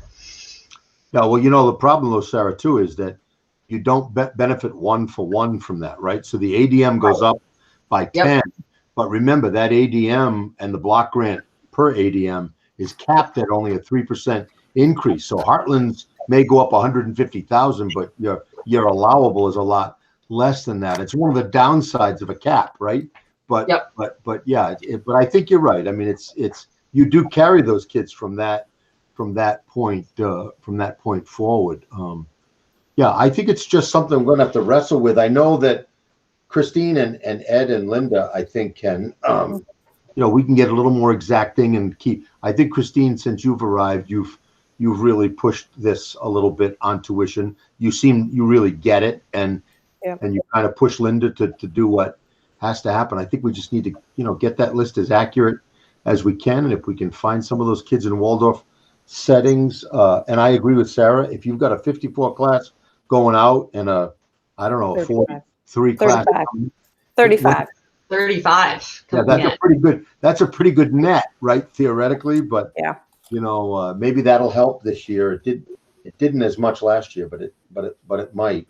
I just know we've got to get serious, and Ed, it's one of the things you and I can talk about this week. I mean, you and I have got to come up with a strategy. You've done a great job working with the building principals over the last several years, and just kind of getting it to a point where we can deliver a budget to the board. Again, each board is different, but I don't think this is going to be a year for a lot of budget committees and looking at I think we're just going to really, as a board, have to take a look at it early, once all this CARES money stuff settles, and then just bring the voters the best budget we can bring them in the spring based on all the uncertainty. Hey, Sarah brings up a really good point about the our ADM numbers, and it makes me think about the discussions in the last couple of years about whether or not there's going to be a new metric or a new new equalized pupil number. I mean, a new system, right? Aren't we in the state working on a new? Well, somebody was before COVID hit. I don't know if they still. Yeah, they were looking at a new, more equitable. Matter of fact, there was going to be a rural factor in there, right? Yep. For our district, I think. I mean, I don't want it to get lost in the weeds, because this is it's a really big deal. It is for me, and I think it is for our school district, that we're sitting here talking about K through 8. A school district that includes kids pre-K through 12. But the high school tuition part is an obligation of our district for 4 years. And if it starts with a 1 year, like we are feeling right now, you see, it's very hard to recoup that when you have kind of a tendency on the public side to move to Heartland for the high school tuition years. Yeah. So it's a great benefit, and Sarah points it out for sure. It's a great big benefit if those kids are moving in to the elementary school and they're going to be on our rolls for years, more than a decade. And so, but just the high school years, it's worth the community really scrutinizing that, because it comes with the hurt that we're feeling right now, the unexpected nature of it. In St. Johnsbury, Scott, we call those people carpetbaggers, right? They'd come in for the 4 years and then they'd leave. They didn't contribute to the community. I mean, you hate to judge like that, but sometimes for those folks, it was cheaper for them to buy a house and pay that mortgage for 4 years or 8 years if they wanted to send their kids to, whatever, Hanover, KUA, and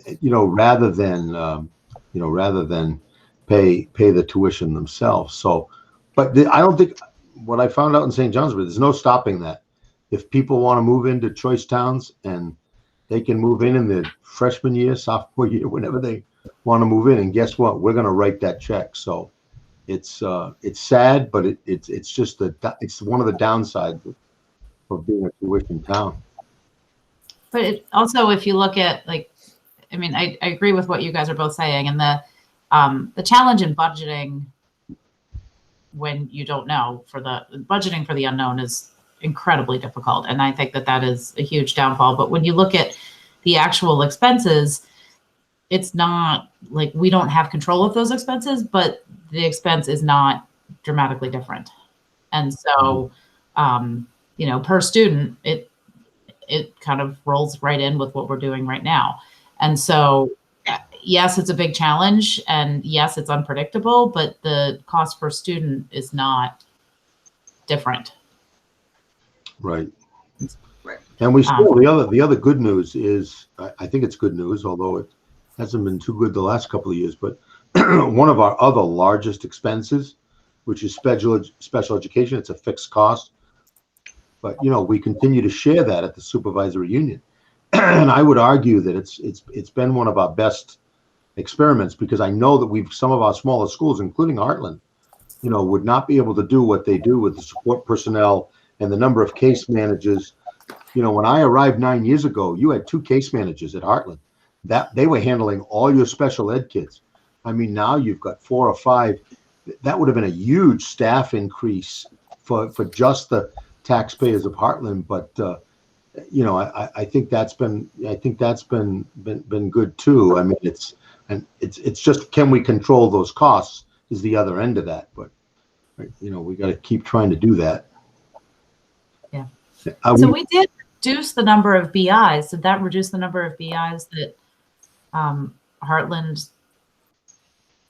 Yeah, I think Christine, you would know, but I think overall, well, we also used a different model with the BIs. We're not contracting with HCRS anymore, because we were finding that, it wasn't as cost effective as we thought. We were paying almost $35,000 to $40,000 for each contracted BI, and I think now, it's more in the set $20,000 range, depending on whether they take benefits or not, a $30,000 range. So we'll see where that all sugars off. Do you have less BIs in your building now, Christine?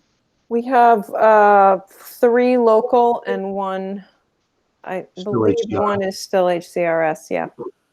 Yeah. Yeah.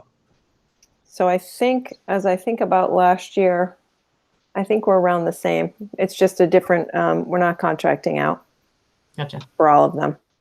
But the other thing I think as an administrative team we can analyze too, and this is, this will be controversial, but I think depending on how we predict the future of this arrangement and schedule and having kids in pods and the stuff that Brittany was talking about, which creates, I think everybody expected that when kids came back, and don't get me wrong, I'm not downplaying this, but that we were going to have a lot of academic regression. We were going to have kids who were just anxious and paranoid. We were going to have families that were falling apart because of unemployment.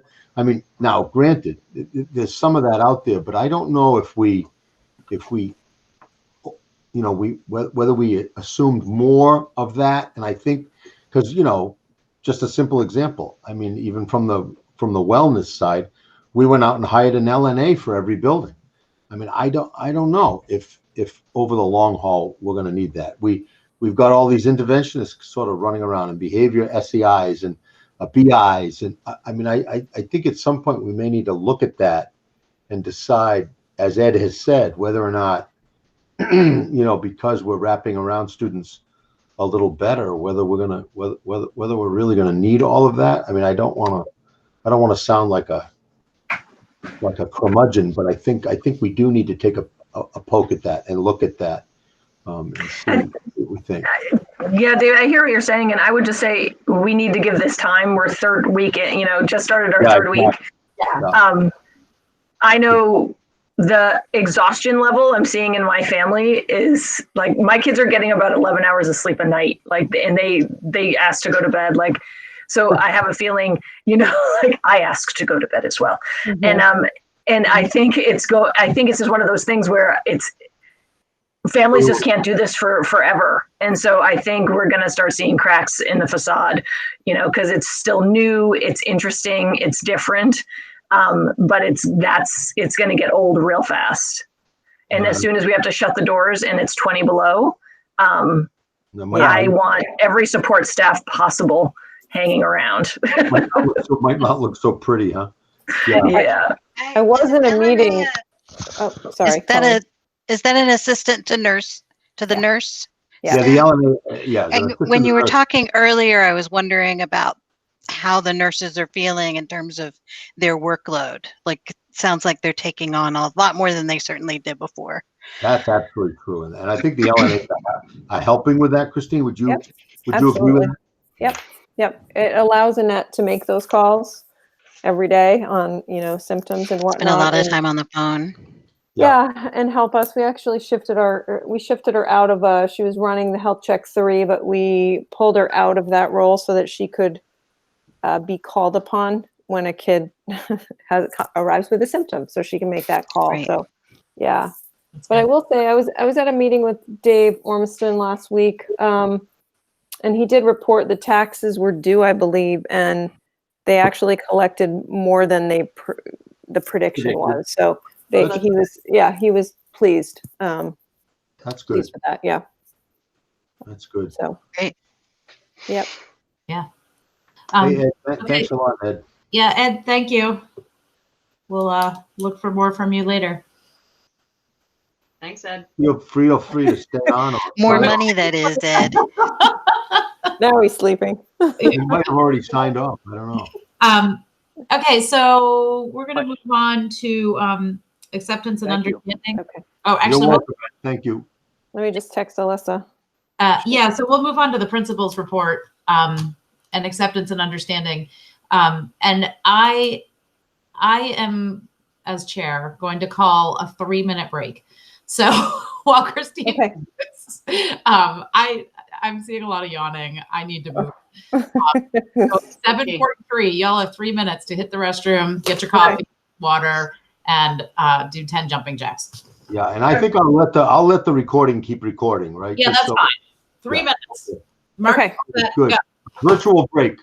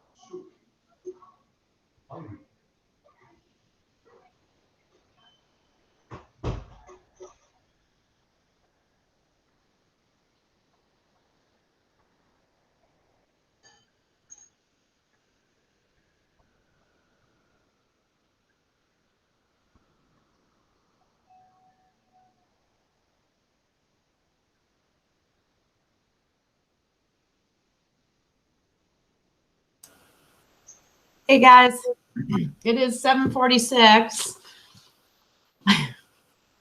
If anyone can hear me. I'm back. There we go. Hello. There's Colleen. Sorry. That was great. Maybe 3 minutes isn't enough, but I've decided that I'm not sitting through 3-hour meetings without a break anymore. And I wasn't joking. I like it. I wasn't joking about the jumping jacks. I just did 20.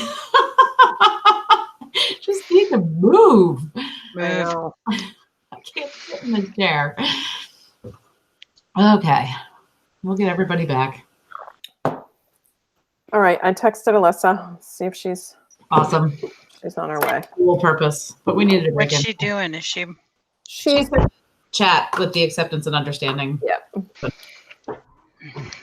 Did you guys hear me stub my toe on the way up the stairs, though? I heard something. I wasn't sure what it was, but I did hear something. I asked for a pair of socks, and Torkin gave me her socks, so they're like crazy slippery, and I went slam. Oh, like, of course. So. Because your Are you feet okay? are cold. Because my feet are freezing. Yeah, my feet are cold too. And I had to move so bad, I sprinted up the stairs. So. Yeah. When your feet are cold, your whole body's cold, or mine are anyway. Yes, exactly. Mhm. Yeah, that's why I begged for them to bring me socks earlier. Yeah. Yeah. David, you might, well, I think Alyssa can just get in. She's got a WSESU account. Yeah, you should come right in. She should be able to come right in. Did you sent her the link, right? No. Sure. I think she has it. It's on the agenda. She must have it. I'll make sure she doesn't need it. Yeah, make sure she's got the link. That's all. Okay.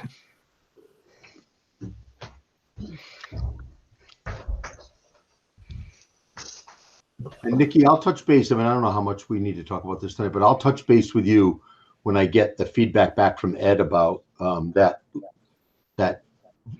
auditor, the auditor from Vermont auditor, because that I think that's a mistake, but I'll chase it. I was kind of taken aback by it. It doesn't make any sense. I mean, I'm pretty sure we always pay that tuition. And I know when I was in St. Johnsbury 20 years ago, we were paying whatever they charged at Thetford. So that's not a new. Yeah. That's not a new event. I'll quickly bring everybody up to speed, and Beth, you can write this down as I guess a agenda addition. I got an email today from a state auditor from the state auditor's office asking why we paid the full tuition to Thetford Academy, because the state auditor's office was counting them as an independent school. And right now, our assumption is that they're one of those public-private schools, and so all collectively of us assumed that we had to pay the public tuition to them. So David's going to follow up on that. Yeah. Beth, did you get enough out of that? Okay, awesome. Okay, so moving on to the principal's report, which will include our acceptance and understanding anti-racism task force updates. Okay, I'm gonna go through it really quickly because most of it we've covered, but I'll just present my screen. I shared it with you earlier.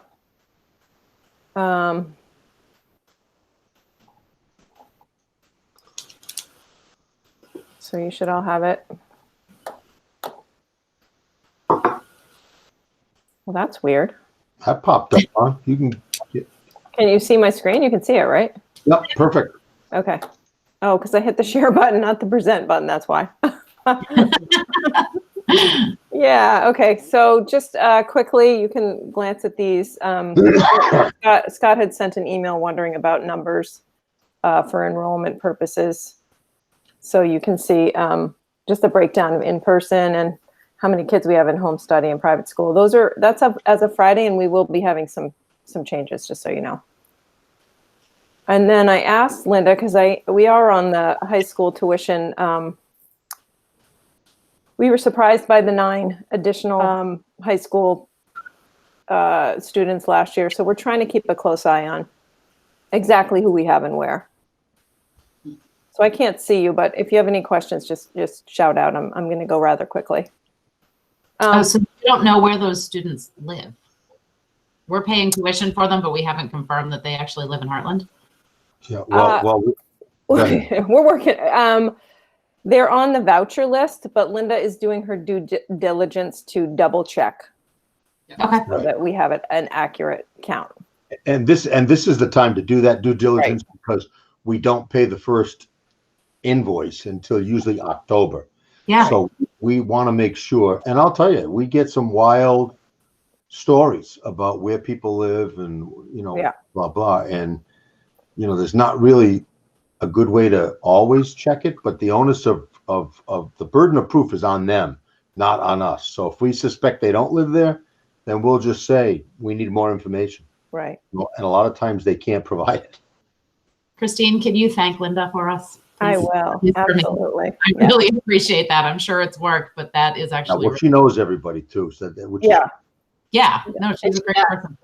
She's a good person to do it. So yeah, she'll continue to do that. And I'll ask her about looking into private school numbers as well, just to see if we can get a more accurate count.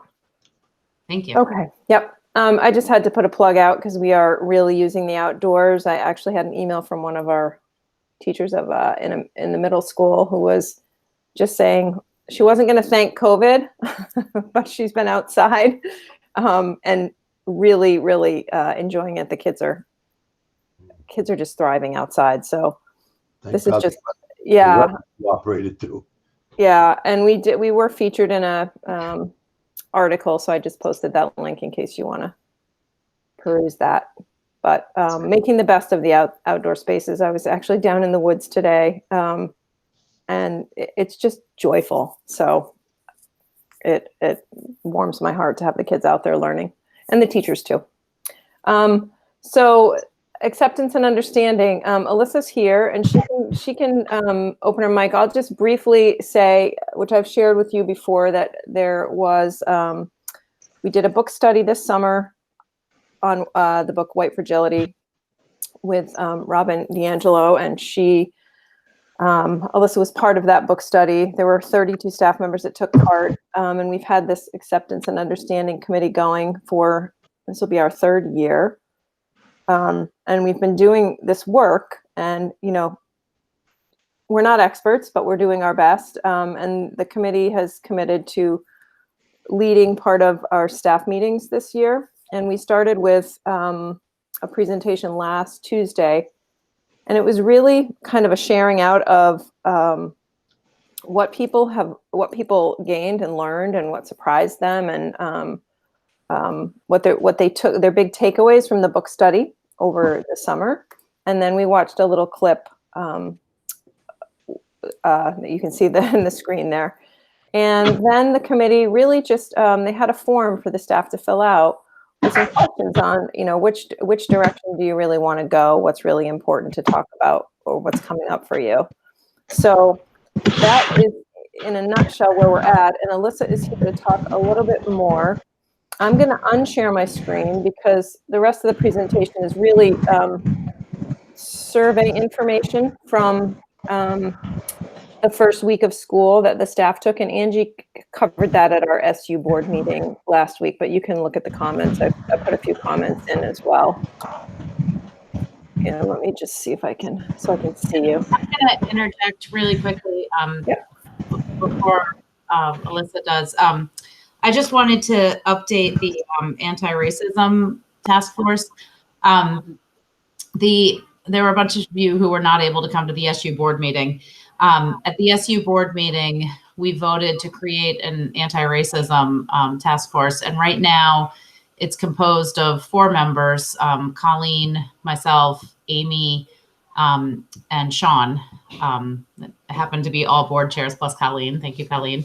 And so right now it's just it's a small committee of board, SU board members who are going to get together and figure out how to make the next steps. The really exciting piece, there was Jameson Davis. It took me a while to recommend. And Aaliyah, who wasn't there, but. So he is a Vermont Law School student who has been working in kind of a community service grant program to help schools understand anti-racism and to create policies and to create education materials for the schools.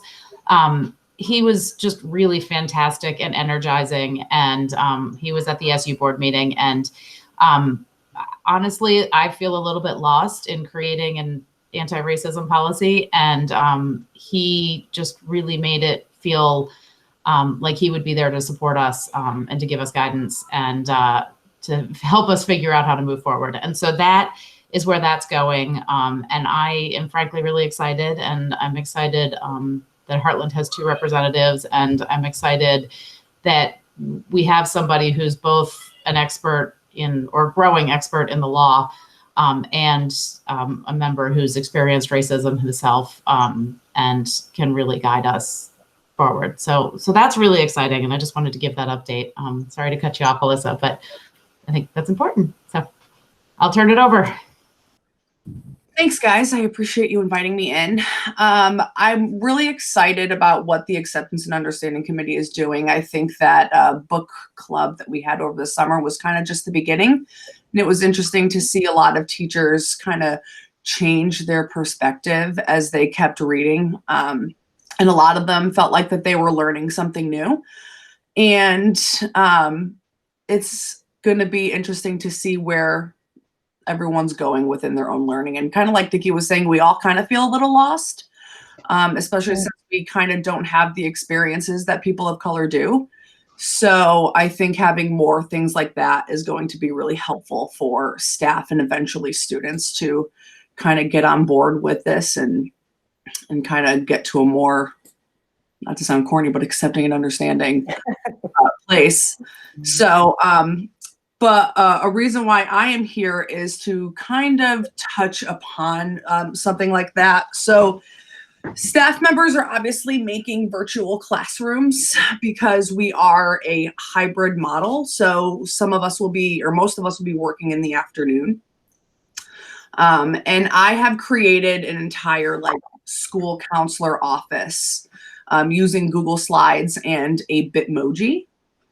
And the first slide that you come up to in mine is like my own office setting. I've actually pulled pictures to make it kind of look like my office, some things on the walls in my actual office or on my virtual office.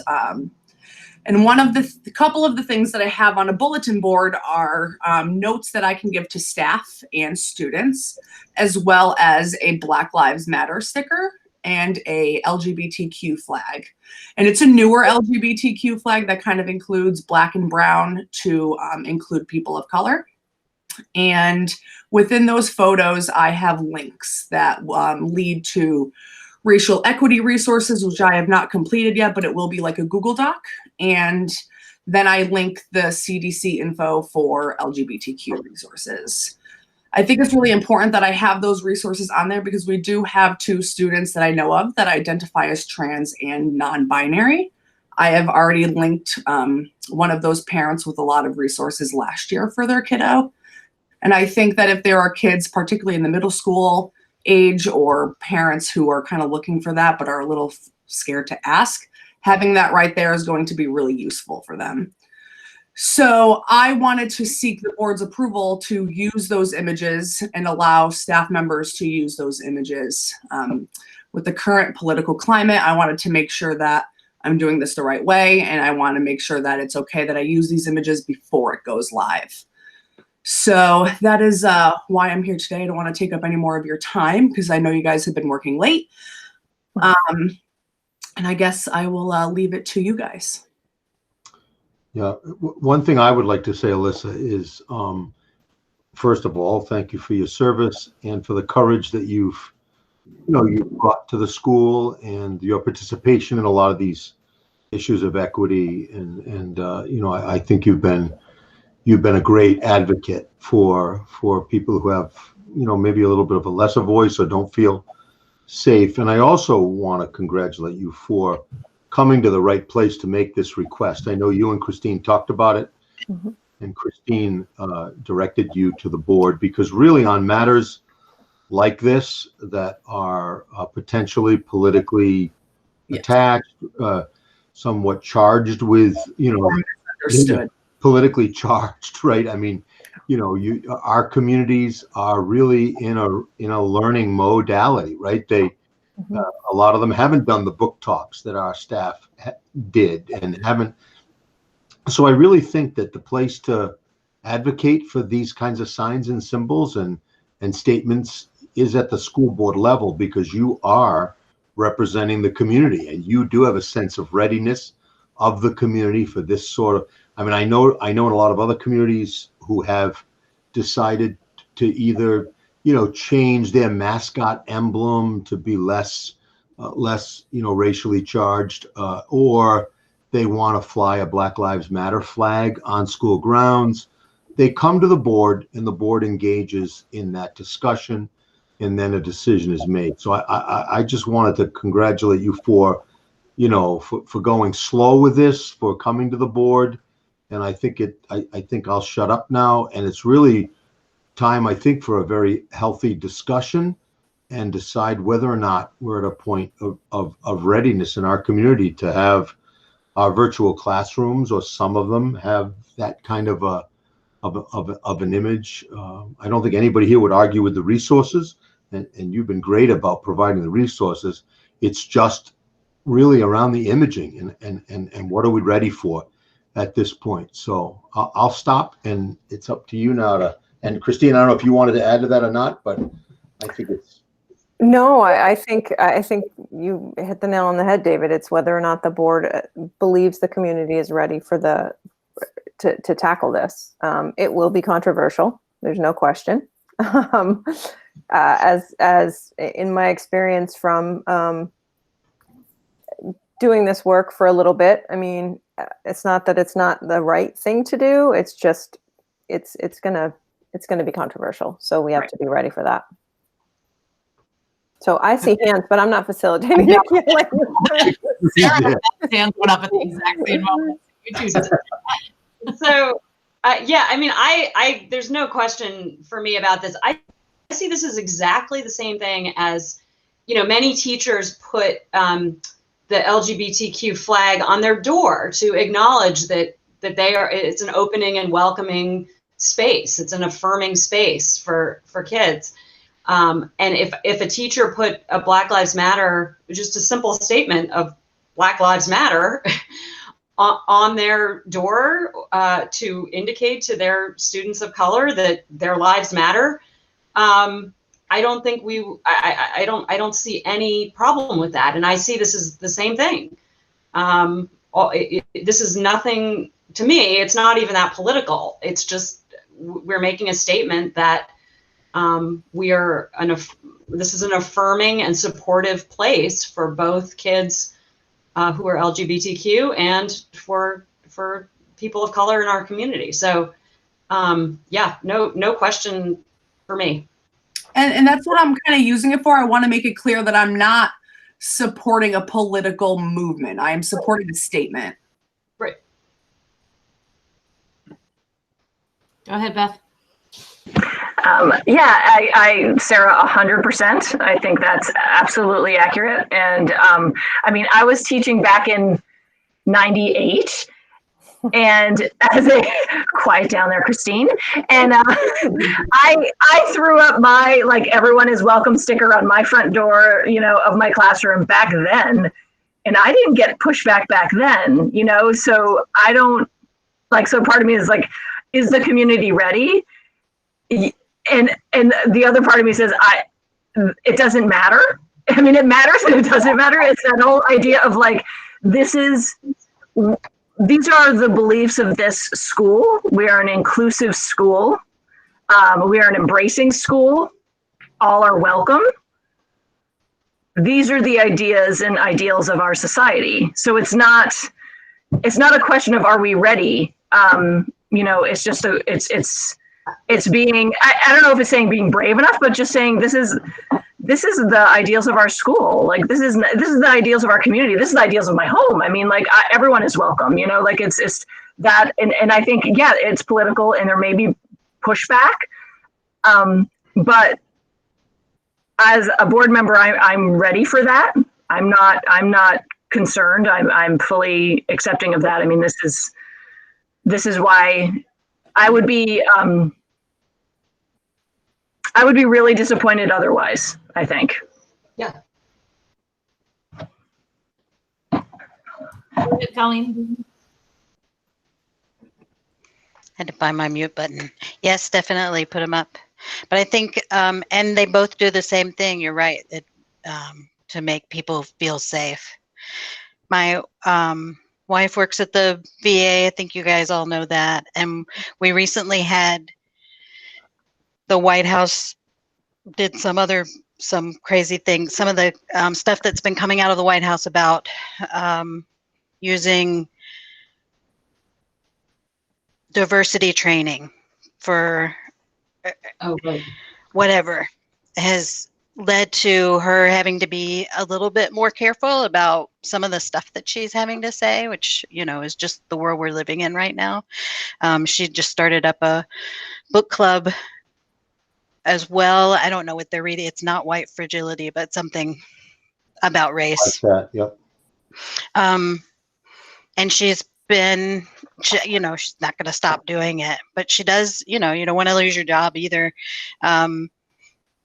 She's not going to talk about, she's leaving politics out of it. There's a long way to say, I would think that conversation around Black Lives Matter right now could be tricky in school, but saying Black Lives Matter is important to do over and over again. Are you ready to have those conversations? I imagine you already do have those conversations with kids at school. Yeah, absolutely. I'm 100% ready to tackle those conversations with both kids and adults. It sounds like Alec and Nicola, they've been having in their class some back and forth with one of the teachers specifically about that. That sounds like it's been handled really well. but you know, I know kids bring in what they hear at home, so there's lots of opportunities to learn new things. Right, and it's not my job to force my political opinion on people. I guess that's what I was getting at, was I know that I know you won't, but I know that that's what kids come in with. I don't know that they know the difference between the two. Like, you know, I mean, my job is to make know. them think and question some of each other's thoughts and listen to other people's opinions. I'm not going to look at a kid and tell them that they're wrong.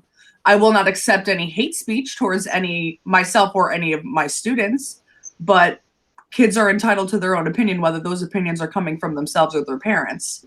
So I'm prepared to have them question and have them wonder and continue to look into it, but I'm not going to tell them, listen, you need to be a liberal or nothing else.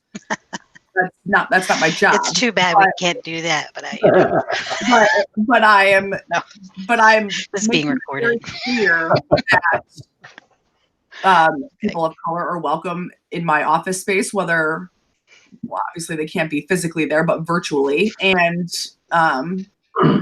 my LGBTQ students, like they need to feel like they have a safe place to talk about. I think those signs make a big difference. Not to talk over you, but we had this conversation, everything's on Facebook, but about having these signs in our yards. I don't put any signs in my yards because the only person that's going to see it is Angie as she goes by, because I've got like 3 more people that go by. But I do have Amazon and FedEx drop off stuff every day. And imagine being a person of color that's walking up to an unknown house in this time and seeing that sign and feeling better because they see that sign. I mean, I think being advocates in this time is really important to do. I mean, and I'm seeing people be more open-minded. We have a kiddo who just recently decided they wanted to change their pronouns and identify as non-binary, and the teacher didn't really understand why they had to use they, because grammatically that's not correct. So I had to explain to them what that means and what it meant, and I used a metaphor that helped them understand it, and they seemed really appreciative because they just haven't done that research. I want teachers, I want parents, and I want students to feel like they could ask those really uncomfortable questions about pronouns or race or uncomfortable situations involving the two. Yes. And that's the point for me personally that I would use the stickers for. Scott, do you want to weigh in, or you? Yeah. Nice to meet you, Alyssa. Thank you. Thank you so much. I think I can remember your face from maybe a year ago at an in-person meeting. Yeah, and video Zooms and. No, in the library. Oh, thank you anyways. Yeah, I'm in support of what you're asking completely. Thank you so much again for asking it. Where this comes down with me is that I think it's one of these moments where there's a need for action, and anti-racism demands that there are anti-racists willing to do the correct act correctly. That's what I'm trying to say. And so it's no, I say yes immediately to your question. I do think that it's important for people that look like we all do on this screen to temper our excitement and our ambition, because that's something I've done a little bit of reading on. I mean a tiny bit of reading on being an overpowering, excited white person who's supposed to be an ally can be unhelpful. I would not want to rain on this parade. It just, as a board member, I would not want to bring any dangerous situations to our school district. I think that is going to be wholly in the taken care of by our administrators and teachers who are the trained educators here to know how to go forward. But definitely with your question, yes. And personally, when Christine says there will be pushback, I have no idea. Like, I can't think of any reason why that would be, but I believe you, Christine. Personally, my experience in the last about a year ago was walking to Damon Hall. That the state road signs right next to the bank, where there'd be a stop sign right there.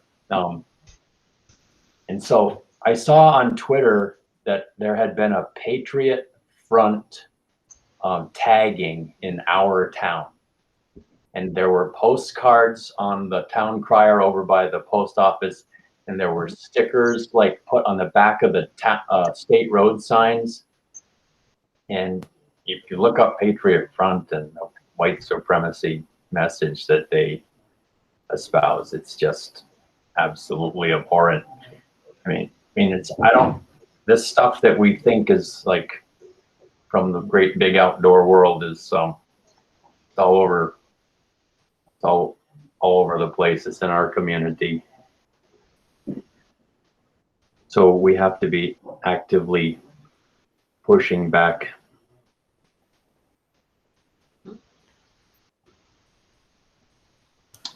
Well said, Scott. So I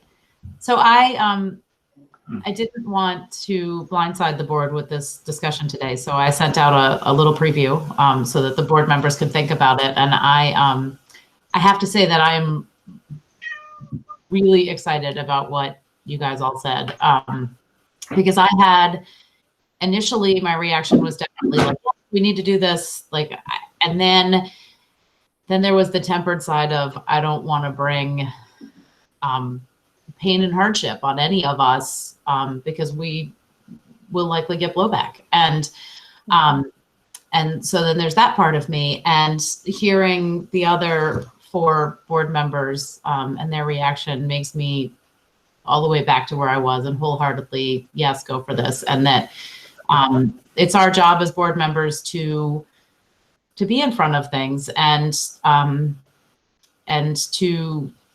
to do what's right. And that's the debate that I've been having all day since I sent out the email giving the board members a preview is how do you do what's right? And doing what's right is doing what's right and supporting the people, supporting people that need support. The other thing that I did quickly in response to something that somebody said is that I Googled particularly if Black Lives Matter is a political organization. And according to a legal opinion, it is not.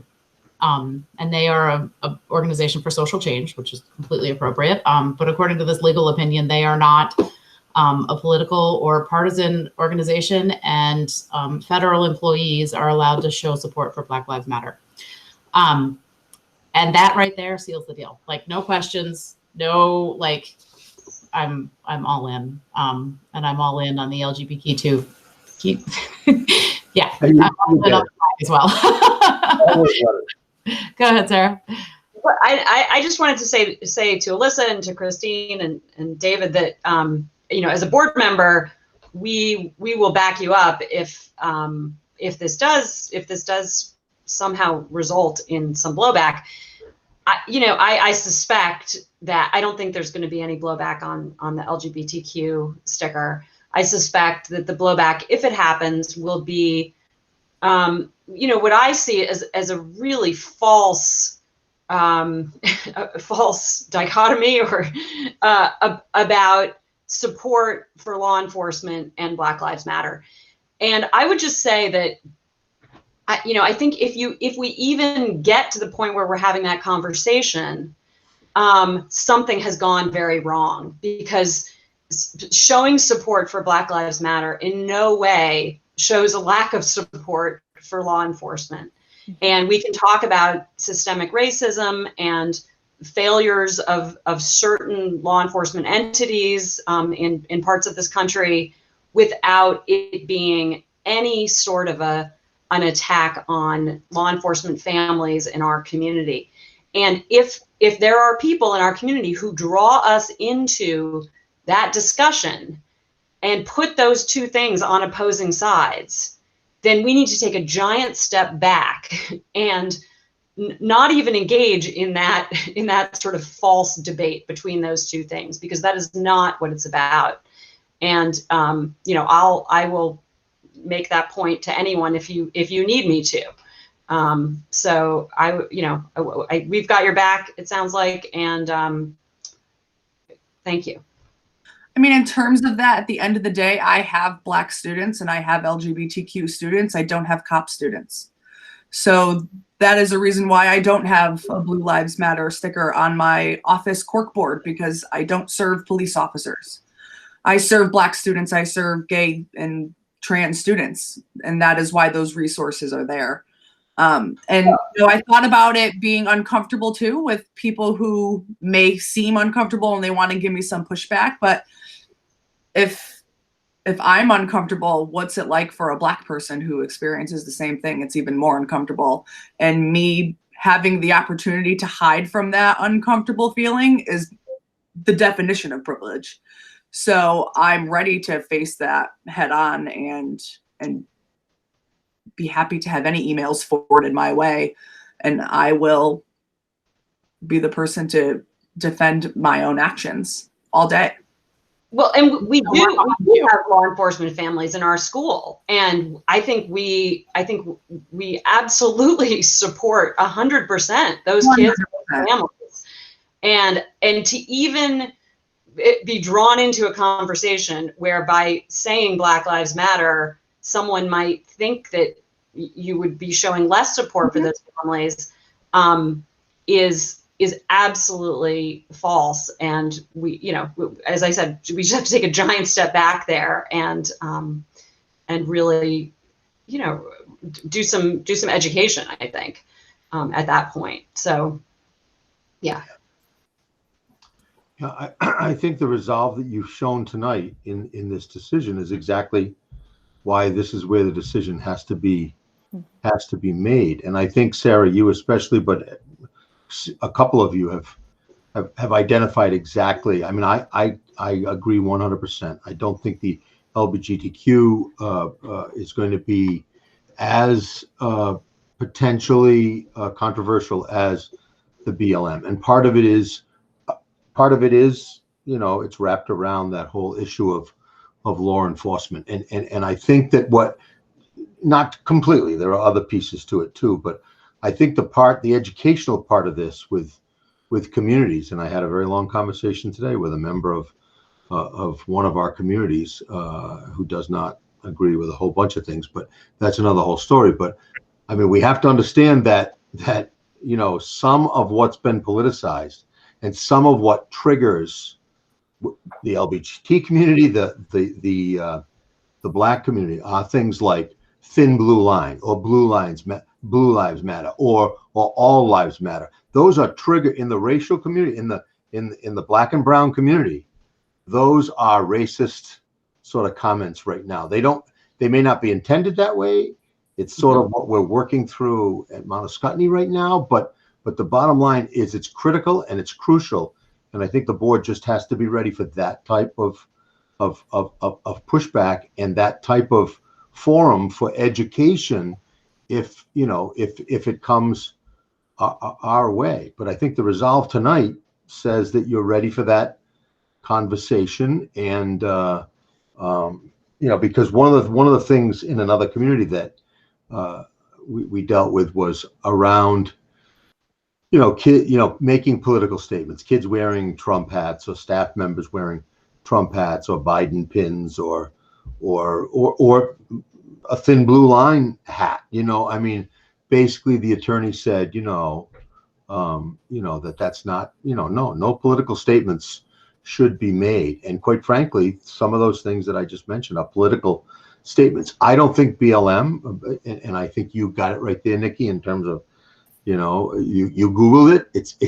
It's not a political organization. It doesn't, it doesn't, and I think there's a big difference between, much like with everything, the militant side of that movement versus the movement itself. And if you go to that website and you read all of the guiding statements, I mean, I don't know who on God's good earth could disagree with any of those guided statements. Is there a malicious sect that holds the BLM as the, yeah, maybe, but that's not what we're talking about.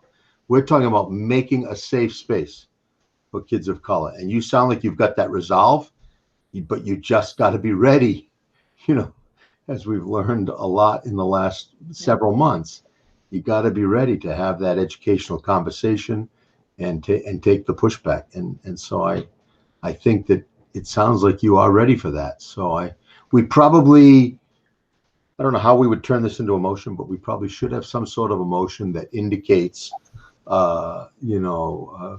the approval of safe space symbols, including Black Lives Matter and LGBTQ, on our virtual classrooms or classroom doors.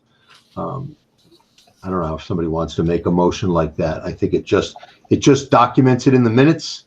It covers a list. I thought that was well worded, David. Yeah. So I don't know. David, is that just virtual? I mean, you said in our virtual. Well, Is it on doors and virtual doors? Yeah, doors and virtual doors. Yeah, so I think the motion would be. Beth, how are you doing? Do you need David to repeat that? We're gonna pause. She's into typing mode now. She got it. Well, she types it. I just have to say how proud I am of Alyssa. I mean, she is a leader on these issues in our school, and she's stepped up, and she is educating people around these issues in a way that is kind and understanding and draws people in. So just really couldn't be more proud and super excited that the board is standing behind this and we can move forward. So we know we have a lot of work to do.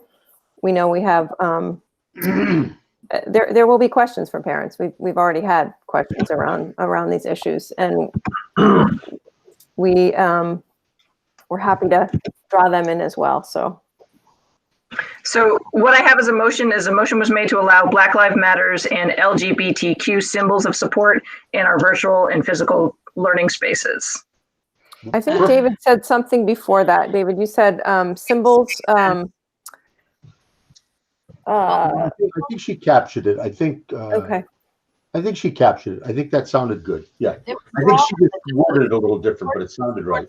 Support spaces. Yeah, because I wouldn't want to limit it to just those two. There may be others, right? Yes. Support spaces including Black Lives Matter and LGBTQ symbols. I didn't catch that. Sorry, I didn't. To allow Black Lives Matter and LGBTQ symbols. Yeah, it said support spaces including Black Lives Matter and LGBTQ symbols. A motion to allow symbols of support. Safe. Something. I thought you did a great job, Beth. I don't know what all this. It's recorded. We can just go back and listen to it. Yeah, it was great. I've heard like 6 different versions, so I can't. We can't remember it either. I don't know what, because I can't see any of you because I am trying to type. So I just hear random pieces of motions. Just keep writing the pieces; it'll all come together. We'll just agree with it. Oh wait, exactly. One thing, I just looked it up because I sort of had memory that I'd seen this, but this sort of movement where people put actual physical stickers on their school doors is referred to as safe zone, right? Yeah. So creating safe. So that might be a way to frame this, because I think it is. It's physical doors, it's virtual doors. We're creating safe zones for many different kinds of students, and we approve the creation of safe zones through the use of stickers. Do we need to be specific at all about the types of groups? I was just thinking about, like, what if somebody came in with really, really controversial group. I don't know what that would be, but something that does not that we do not support, white supremacy, for example. And they're like, well, I need a support safe zone for white supremacy, and we don't want that. So thinking about that within the policy, I don't know. The grown-ups decide. I mean, Alyssa can't be a safe zone for white supremacy. She would not be a safe zone for them. I would Probably. not. I'm guessing. They would take. I mean, I don't know. She's been. Right. No, I get that. I'm just thinking when somebody else reads this, right? When somebody else reads this, we just want to be sure that it's putting out what we intended to. Right. I don't want someone saying, "Hey, I need you to put the Nazi flag on your corkboard." Right. Well, it's a safe zone of accepting. Accepted. Well, yeah, right. But white supremacists are not accepting other groups, right? So I don't know if there's a way to word it where. Okay, I have an idea. She's done. I got something. A motion was made to allow the creation of safe zones in our school, both physically and virtually, by displaying symbols of support for marginalized communities. Marginalized communities. Love it. That's perfect. That's great. And you could, if you wanted to get specific to tonight's request, including LGBTQ and BLM. Yeah, I mean you could be that specific. I would like that to be in there. Yeah, I like that. You've got Okay, it. so while Beth's typing that, who made the motion? Nobody. I move. Colleen. I did it. Well, Colleen, 2 seconds. What? Second? Hold on. Second. Oh, Sarah, Who was it? okay. Who was that? Okay, so Beth, you have Colleen made the motion that we all worked to write, and Scott seconded it. Is there any further discussion on the motion? Yeah, Brittany had a really good point. I mean, that we're not obligated to create safe spaces for any groups that are marginalized. Correct. And so I don't know how we could change the wording. I mean, I like the marginalized. Is it correct to say historically marginalized, or is that true? I think gilding the lily. Okay. Yeah. And also, a teacher has to ask to do this, right? So we have a whole separate set of policies for a student who might want to set it up. But this is specifically a teacher who is asking to put this on their door. And I don't think we have any teachers who are going to be asking to put white supremacist stickers on their door. At least I would hope not. So I think that keeps us sort of on track too. I was more thinking, and that might have been a horrible example, but I was more thinking about community members coming in saying, why is my group not supported by you? It is just as valuable, whether, you know what I mean? Like, I don't know. Well, I think that's the discussion. Sorry, Dr. Baker, go ahead. Go ahead. No, I was going to say, I think that's exactly the conversation Sarah's talking about. If that comes forward or comes up or gets requested, I think we have that conversation about what is a marginalized group, what is what is a safe space. Yeah, I mean, I think that's important. Yeah.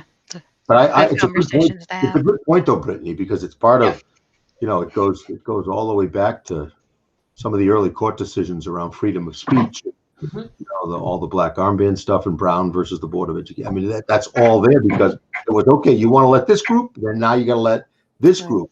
So you just got to be careful about that. But I think you've done a good job wording it, and you'll be a leader in this SU with this stuff because it's going to come up in other spots and other spaces, and it's about to come up hard in our SU because we're about to venture on a policy that will embrace some of this stuff at the SU level, like Nikki said. And I will tell you, whether it's Heartland or Windsor or West Windsor, there are some interesting people up in them Thar Hills, and we got to be ready for that. That's all. Okay. In case do we need to vote on that motion? Oh yeah, we need to vote on it. So all those in favor, please. Wait, are we done discussion? Sounds it. Okay. All those in favor, please say aye. Aye. All those opposed? Okay, motion is passed unanimously. And I also forwarded everybody the federalnewsnetwork.com thing that I quoted earlier. That is added support if you need kind of a legal, like, Yeah, that's good. the Fed's ruled that this isn't a political organization. Okay, Alyssa, thank you. Thanks, Alyssa. Oh, thank you. I really appreciate you guys taking the time to hear my and vote on this. I really do appreciate it, and I will not keep you any later than I need to. And I hope you guys have a really great night, and I will see some of you tomorrow. I can't wait to visit the virtual office Thank space. you. Oh, you should see it. It's there. They're I can't wait. I can't wait. pretty awesome. Invite me in. Yeah, share with you. I'll talk to you guys soon. Bye, Alyssa. Okay, on to negotiation update. Is that? Yeah, and probably we might want to go into executive session. I think Scott Okay. should give a quick update on where we are. Okay, so we will shift that down. And then we need to set the next agenda. I'm going to continue with the COVID update. Yep. We're going to keep budget on there.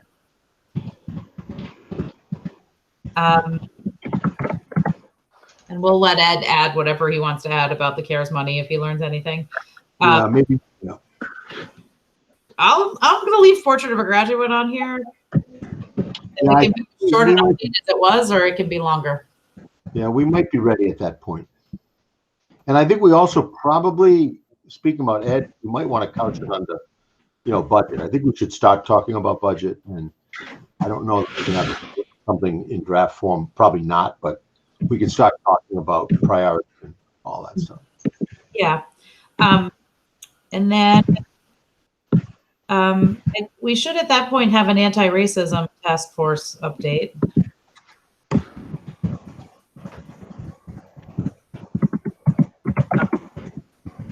Beth, I can email these to you later. I'm writing them down too.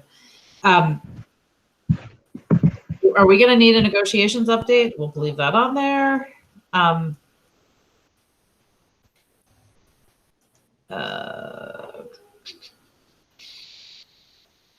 Is there anything that I am missing? I don't think so. Okay. I want to formally add to the agenda because somewhere in the last year, the principal's report has fallen off. It happened during COVID. Yeah. But I just started making them again, so. And the superintendent's report fell off too. So I think as part of my principal's report or David's report, you're going to get the COVID update. I mean, it's going to be included in that, and probably maybe some of the other things. We'll maybe not the anti-racism task force, but David did ask us to who wanted to be a part of that, and I think all the principals said it. Not me and Angie, actually. Yeah. Okay, I want to, in our pre-COVID life, those were at the end of the meeting. Hey, Nicole. Yeah. Did the minutes get done this time? Yeah. Yeah, thank you. I would like to move the principal's report and superintendent's report into the meeting. Okay. Because I feel like that sets the tone for where we are as a district. And when we used to do that at the end, sometimes I felt like it was 9 o'clock and we had some surprises. And I was like, so. Yeah. Okay, so David, can you make sure that those start showing up on the agenda again? Yeah, and I think part of it too, right, is maybe you already said this, but it's the transition between Diane and everybody. So we'll get Lori to. Yeah. You and I just need to remember to, we'll get Lori to put that on. Yeah, and I forgot. I noticed it the last meeting. Actually, I noticed it like 4 meetings ago. So this just tells you how good I am at doing that. I look at the main topics when I get those emails that say, "Is this good?" Well, yeah. I have the meeting is October 19th, correct? Yeah. When is the meeting? That's what I've got, and I think the invite has already gone out to everybody. Yeah. I mean, I think we've got a perpetual invite for whatever that third Monday of the month is. Yep, I think we that's do. great. Yep. Okay. So I think we'll take a motion to move into executive session for a negotiations update and a legal matter. So David, you need to turn off actually, we need the motion. Yeah, we need to get into executive session first. Okay, Colleen moves it and Sarah seconds. All those in favor? Please say aye. Aye. Okay. Okay, I think we can move to executive session now. All right, hold on. I'll get us out of recording. And I don't think there's anybody else in. No, I don't think there's anybody else in, and everybody that's here can stay.